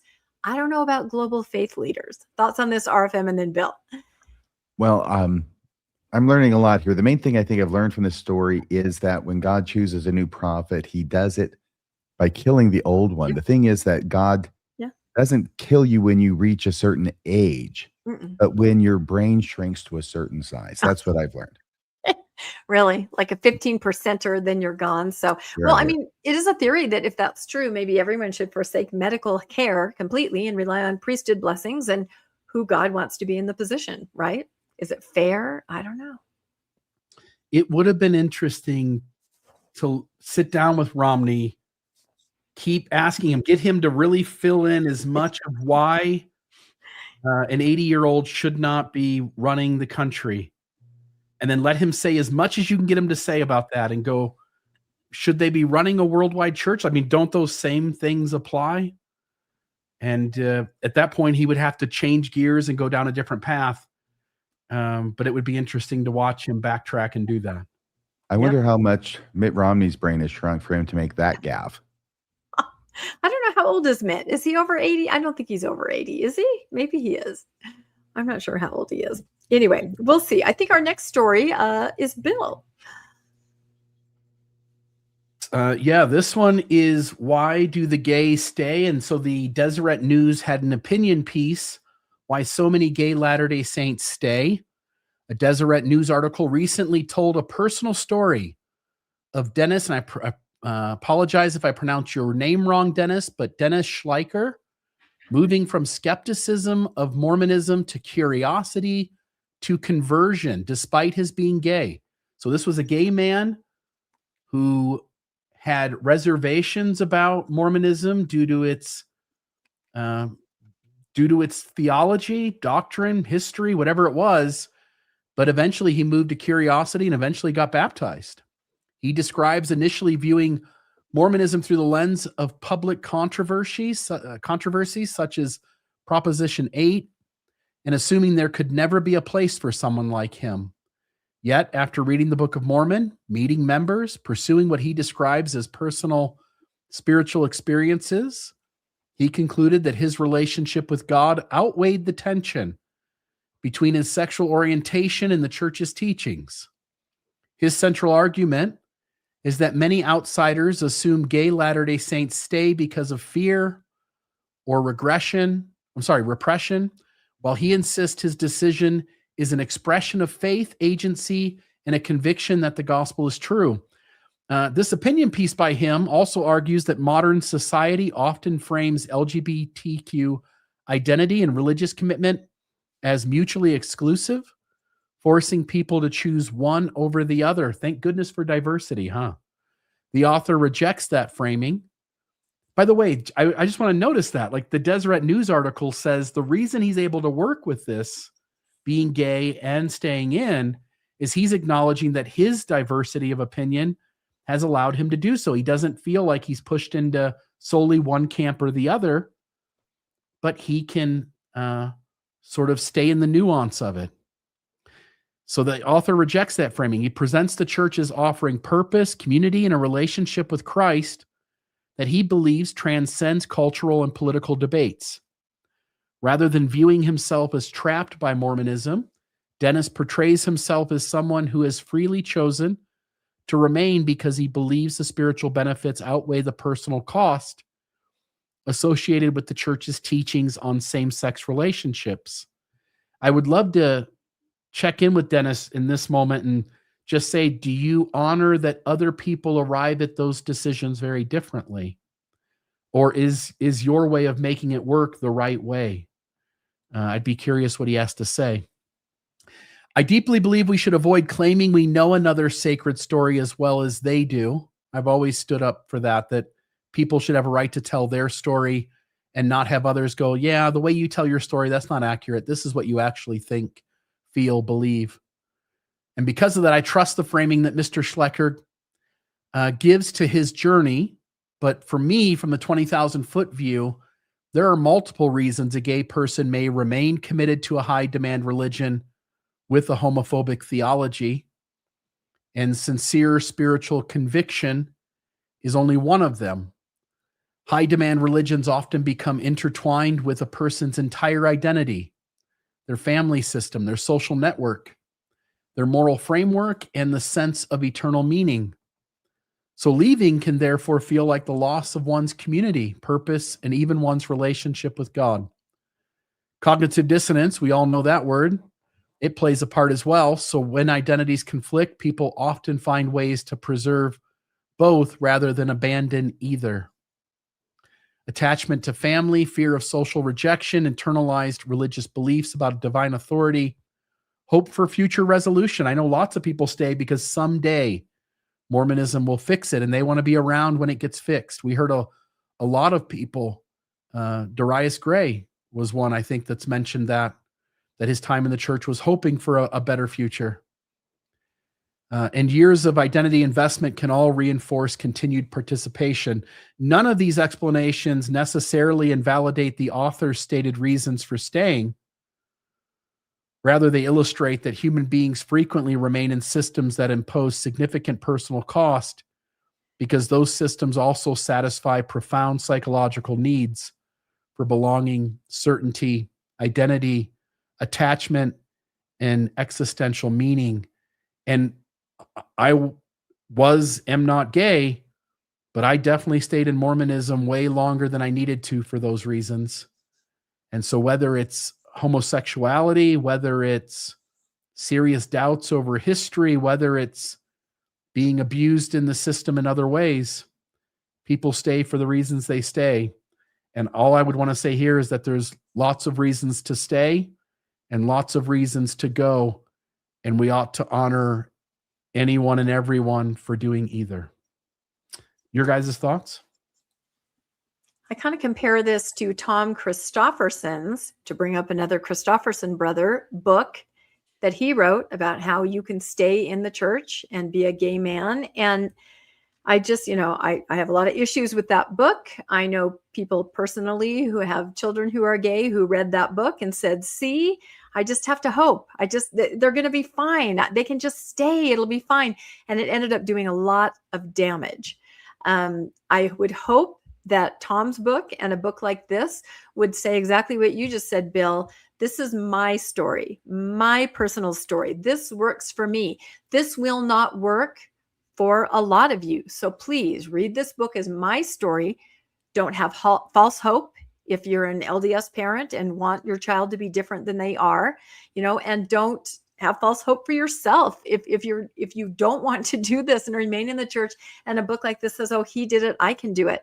I just want there to be disclaimers on all these books, because I feel like they can do so much damage. They kind of make me angry. I don't want to say that because I know it's one person's journey and you have to validate that. But especially with Tom Christofferson's book, he knew his notoriety, his position. He knew what that book would be. He knew that faithful parents would use that to continue to not accept the journey that their own child was on. So that's my fear for this book.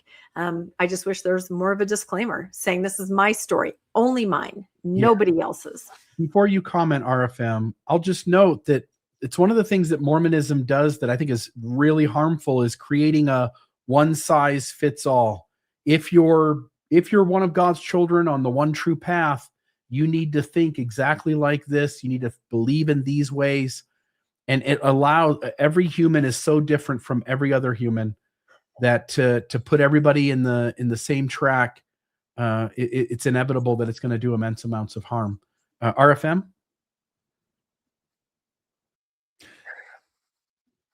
How I understand the message is, and he's not the only one to give this kind of message to, okay? There are several groups who have historically and currently given the same kind of message, I think, which is this. This is how I understand it. The church is so true. The church is so true that it's worth being treated in it as a second-class citizen. And eventually the question will arise with the person who thinks that, if the church is so true, why would it treat me as a second-class citizen?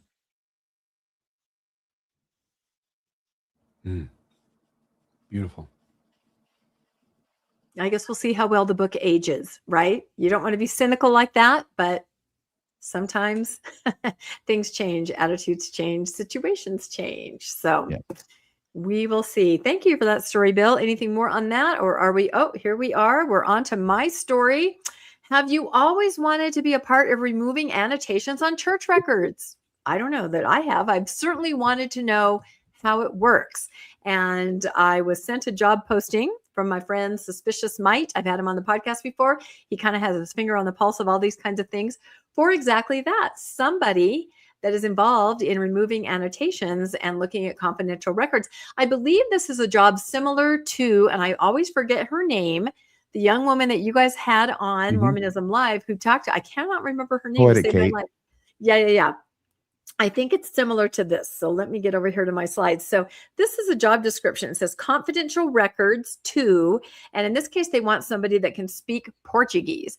I guess there's a huge amount of records from Portugal and Brazil, perhaps, where they need to go through these, determine if the annotation should be removed. For those of you that don't know what we're talking about by annotation, when you are disciplined by the church, a record is created detailing that discipline for certain crimes like CSA, I think embezzlement, things like that. There's a little annotation put on your record. So if you move wards, change locations, a new bishop can see an annotation, call Salt Lake, find out what your scenario is. But as we found out, especially for CSA, this is supposed to protect children. It is removed often quickly within a year or so. Of course, my point of view is that should never be removed. It should never be removed. Everyone should always be aware that this happened at some point. So what is this job description? It says the position helps provide support staff to the Office of the First Presidency, the Restoration and Cancellation Committee. This sounds like something out of Harry Potter to me. The Strengthening Church Member Committee, That is that committee that is watching right now. Hi, guys. They monitor all of our podcasts. And the office of the presiding bishopric by analyzing and processing documents concerning these matters, meaning matters that all those committees look into, I guess. And it provides confidential information to general authorities and authorized church employees. It also supports local priesthood leaders and international administration offices in their duties pertaining to disciplinary and administrative actions, the annotation of membership records, right, and confidential applications. Look at all these departments that surround discipline. I mean, do other churches do this? It's pretty incredible. The workforce behind this process of discipline and undisciplining, I guess you could call it. So again, I think this is right in line with what your guest that one time did. So what exactly are you asked to do if you should take this job and you speak Portuguese?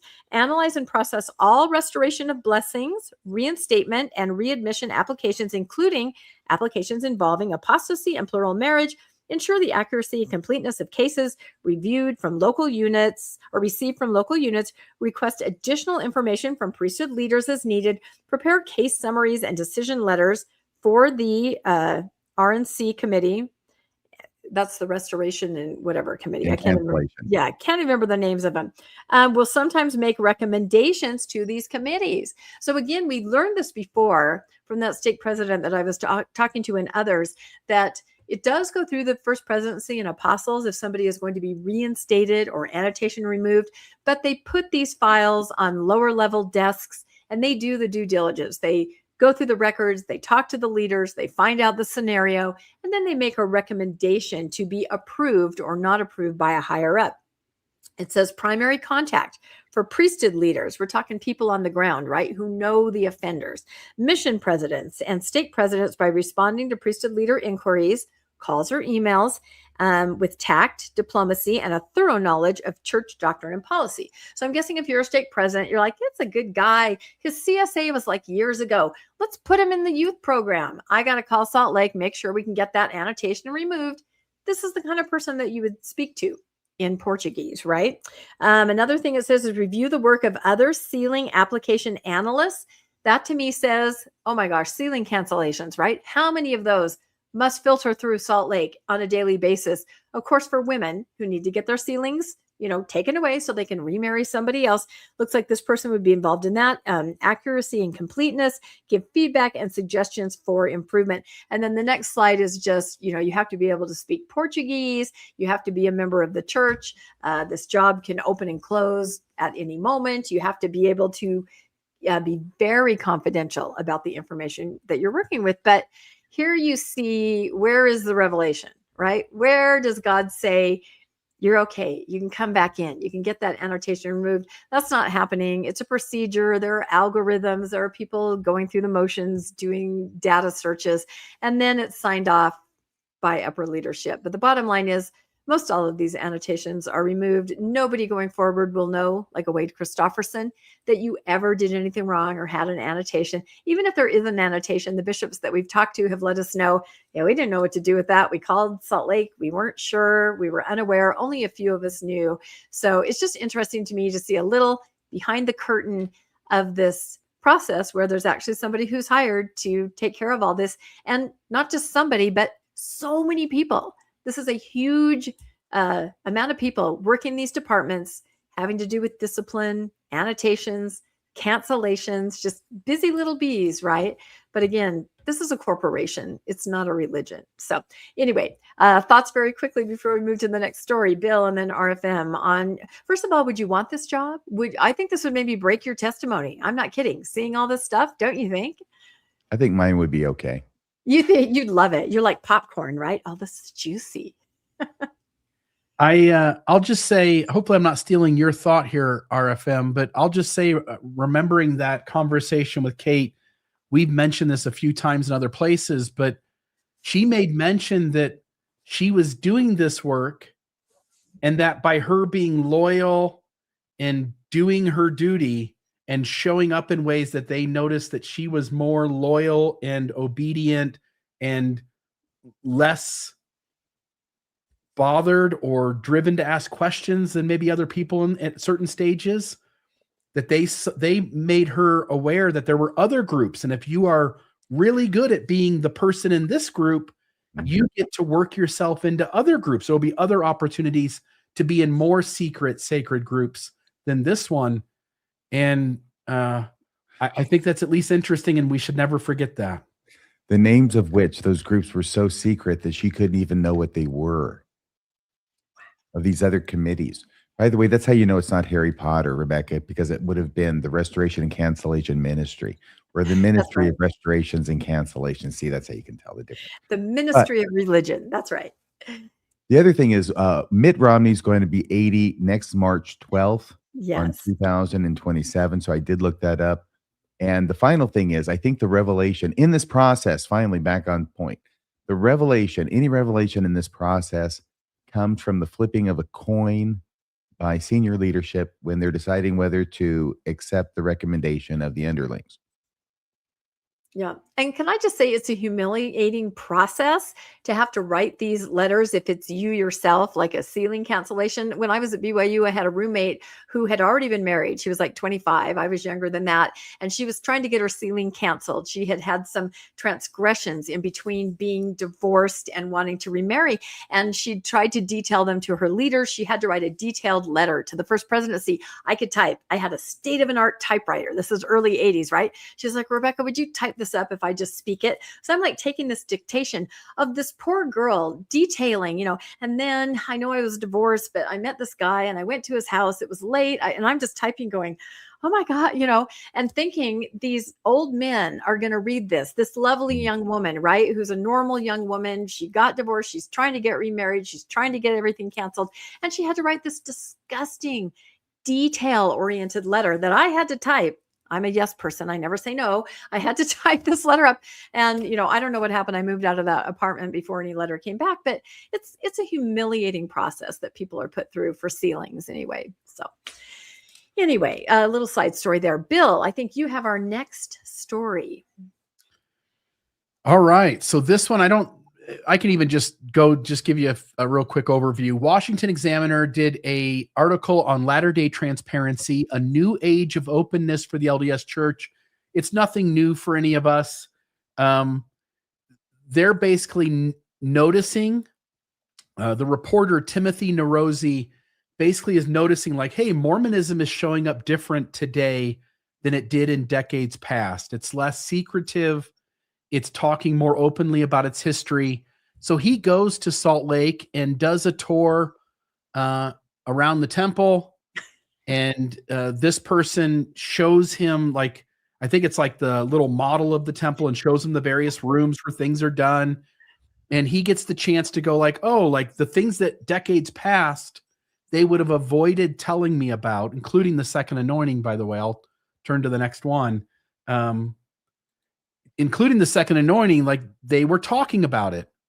And he even makes mention of like LDS influencers like Jasmine Rappley and how they're discussing these things out loud, and when in the past they would not have talked about these things at all.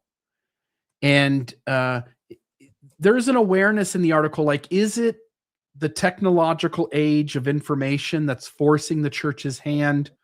Or is the church genuinely coming to a moment of transparency? And so I'll just read my last paragraph here. The article notes a sincere movement toward openness, and maybe some of it is. But I think there's another way to look at what is happening. The church didn't suddenly discover transparency as a moral virtue. The internet destroyed its ability to control information. Hidden camera temple videos exist. Thank you, New Name Noah. Former members discuss the ordinances publicly. Historical documents are searchable from your couch. So the institutional choice is no longer between secrecy and transparency. That choice was taken away from them. The choice now is between allowing critics to define the story or getting out in front of the information and reframing it on the church's own terms. And so he definitely, again, Timothy Narosi, the author of the article, definitely notices that church transparency has increased for sure. Mormonism is being more open and transparent, but in a lot of ways, Tim, it's not. And for what little bit it has, and maybe even a big bit it has. I'll just note it's not maybe for the reasons we'd all wish it was for. I'll Anything? believe the church is being more transparent when they answer those 6 questions that I have for D. Todd Christofferson. Yeah, they're not going to do that. That's not going to happen. No, and I think you're right, Bill. The only reason is they're forced to be transparent. The reason they have those visitor center now with cutouts of the temple and models is because they did surveys of user experiences on Temple Square. And the surveys came back, from non-members going to Temple Square. I don't know what this is. I don't know what happens in there. It feels weird. What is it? That is the reason they're trying to show you. But again, as a meme I made before said, why can't we go in that building? Oh, no, you can look at this model exactly of the building. Yeah, but why can't we find out? So they may be sharing a few things that we, draw attention to, and then they have to clarify. And that they're not going to, on a temple open house, show you an initiatory room. They don't even have an easel in front of the initiatory room. The ones I've gone to lately, they're not going to tell you that. And I just read a post today from a mom who was upset, faithful social media. My daughter went through the temple. She didn't like it. She said it was so weird. She wasn't prepared. And everyone's like, well, didn't she take the temple classes? Yes, she did. Until the church in those classes tell members, this is what you're going to see: robes, arm raisings, handshakes, touching, chanting. Until they tell people what you're going to see, you're not being transparent. You're alluding to things. You're making it sound biblical. So I understand why they think they might be more transparent. They're trying, they're saying a little bit more, but only when forced. So I don't know.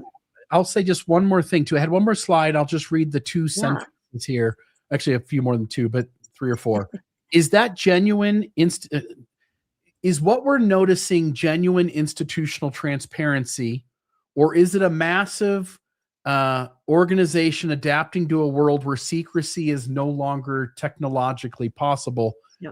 And like I said, maybe the answer is a little bit of both. But I suspect the internet deserves significantly more credit for Mormon transparency than the Mormon Church does.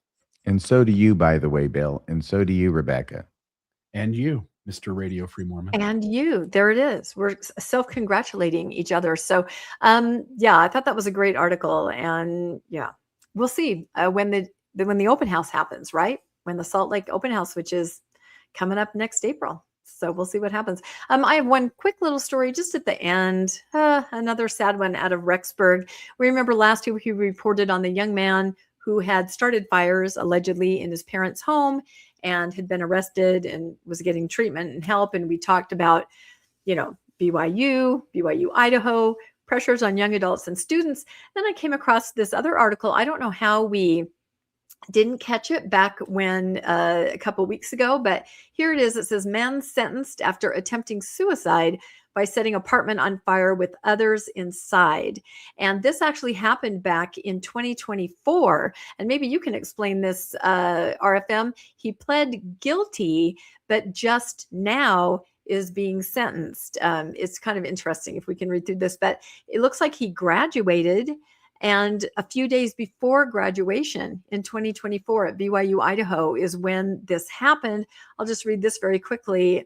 According to police reports, Rexburg police officer was called to the Jordan Ridge Apartments on April 5th. This is 2024, right when this young man was about to graduate. After a report of arson, police spoke with White at the scene, who said he was intending to self-harm and had lit a fire in his apartment.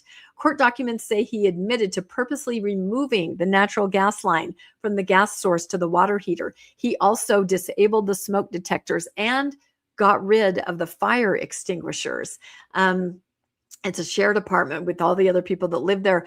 White stated that he used rubbing alcohol to light the fire, poured the alcohol on the floor next to the bed, trailing it to the gas line, where he put a crumpled up piece of paper next to the open gas line. He then told police he lit a candle, placed it on the table in an effort to ignite the gas fumes.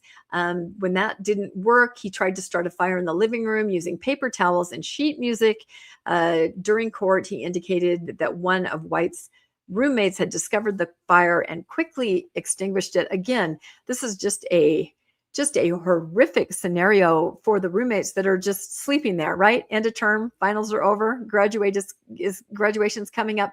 And not only just the roommates, the prosecuting attorney, we don't need to go through everything, just mentioned this literally could have been dozens of people if this fire got it started. The defense attorney, of course, said, mental health episode, obviously, please be lenient. So it looks like he's received 5 years of felony probation, and he's going to serve 6 months in jail, and then he's going to have 100 hours of community service. But my final slide, that's what he says right there. Initially pleaded guilty to 1 count in 2024 and has been home in Arizona, kind of getting treatment, and now back in court and has received his sentence. But before I have you guys weigh in, I just wanted to put this up about young adults, again, mental health, college students. We just need to be aware. Our kids are grown up, they're in their 20s, but they need people to be aware. Roommates can't always tell what's going on.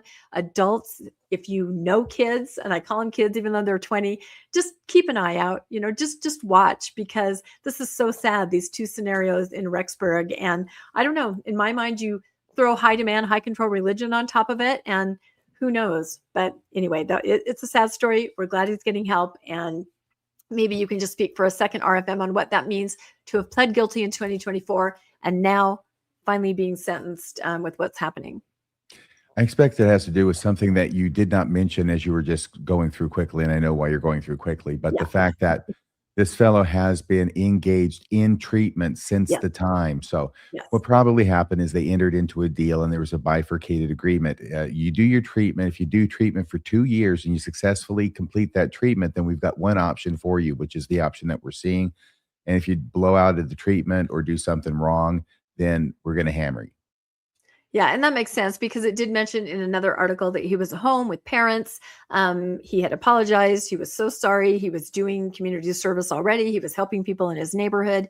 So that seems the kinder option, to allow a couple years of treatment. But then, as the prosecuting attorney said, this could have been dozens of people that, were actually killed. So you can't diminish that either. So any final thoughts, Bill? I know it's a sad story to end on, but maybe just, positive thoughts about helping others with mental health, as situations come up.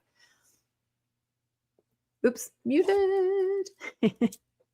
Back in 2003, somebody set on fire a dormitory at Ohio State University. It ended up killing 5 students. One of them was one of my brother's best friends. So I'm aptly aware that, again, these are just kids. I know that schizophrenia often sets in sometime in late teens, early adulthood. Not that that's the instance here, but just noting that people can seem really normal, reacting in normal ways, and then suddenly things can shift, things can change. And so it is crucial. By the way, they never found the person who set that fire. You can go online if you just type in 2003 Ohio State dormitory fire. It's like a little apartment thing and you can see the building. It was a party that night, and somebody did it intentionally. They know it was arson, but they don't know who set it. It only takes a brief moment. If this had gone a different way, like you point out, Rebecca, this might have been a dozen or dozens of people that lost their life. With the gas line, absolutely. And all those steps that he took, that's very, very well thought out. Yeah. And so I think the 2003 thing was sort of a similar instance where somebody either had mental illness or had some vendetta. And if you're, again, the audience that we have here, some of you are in your 30s, 40s, you've got younger kids, you've got kids who are entering high school, college. Just, again, like you guys said, just keep your eyes open and your ears to the ground and watch what's going on and be aware. And if something doesn't feel right, trust your intuition, trust your gut, and take precautions. Curiosity in all its forms, I think, is one of our greatest helpers. 100%. That's it. All right. Ending on a little bit of a sad note, but hopefully a good PSA. Bill, do you want to talk about this cruise? You're so good at making it sound so amazing, because everybody, Post-Mormon Celebration Cruise, That title was Bill's idea, and it set the tone for the whole thing. Yeah, I love it. You know, we could have gone different directions. We could have made this just an opportunity for people who are really sort of in the thick of it to come and vent, because that needs to happen too. But we really wanted this to be a place to celebrate. You've gone through a hard thing. You realized, in spite of everyone around you being in the thing, you realized it wasn't what it was claimed to be, and you figured it out. And it takes, I think, a certain kind of critical thinking to do that. It takes a certain kind of bravery to stand up for all the times in the past that your boundaries have been crossed, or something happened that wasn't appropriate. And finally you said, enough's enough. You put your foot down, and you did that at the risk of loss of relationships, at having people inside the system still judge you.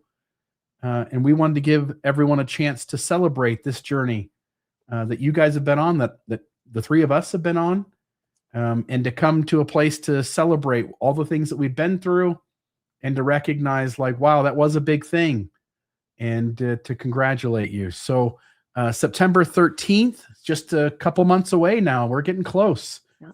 September 13th, we will embark from Long Beach, Los Angeles.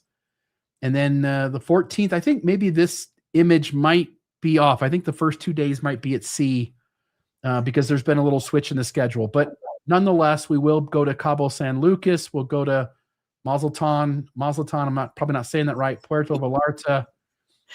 We'll have plenty of time on the boat. We'll do a lot of fun things. We'll have excursions. All of the social influencers that are there at the bottom, as well as Radio Free Mormon, Rebecca, Biblioteca, and myself, we'll be going on our own excursions, and we hope that we'll get to see you guys on those with us. And we're all doing different things, but there'll be plenty of time to celebrate the difficulty this journey's been, but also like how courageous and brave it's been to go through it. And I know that people on the believing side sometimes will mock, like, oh, that was brave, really? Yeah. Man, I'll tell you, I've been to enough functions gathering people who have been through this, and I think it does take a high degree of bravery to leave a high demand system and embark on your own at the loss of those who remained in, those connections at least staying the way they were. And so please come hang out with us. You can go to khexethtravel.com//post-mormon-celebration-cruise, or I'll put it in the live chat right now. I've got a link here that I just put all the data on our website on a page. And so I'm sharing that right now to everybody. You can go to Mormon Discussions Podcasts, mormondiscussionspodcast.org. I'm saying that wrong. Sorry. The email's different, but mormondiscussionpodcast.org. Click the celebration, post-Mormon celebration cruise at the top. The link's there in the chat. And you've got all the info there. You'll want to make sure you have your passport, have travel insurance, all the other things. But for 7 nights, 8 days, come have a ton of fun with us. We hope to see each and every one of you there. I feel like you bore your testimony in the name of Jesus Christ. Amen. I feel like nobody does that better than you, Bill. I know, it's really good. Yeah, no, it like brings tears to your eyes. It's going to be amazing. It's going to be really fun. There's like 200 of us so far, so we're really excited. Let us see what else is on the radar for the three of us in this next week. I'm up next Tuesday night, 6 p.m., our regular Mormonish time slot, and I am completely thrilled about this interview. You guys are familiar with the Temple Oracle, right? Where you can go and find out your temple name. It just recently kind of went random.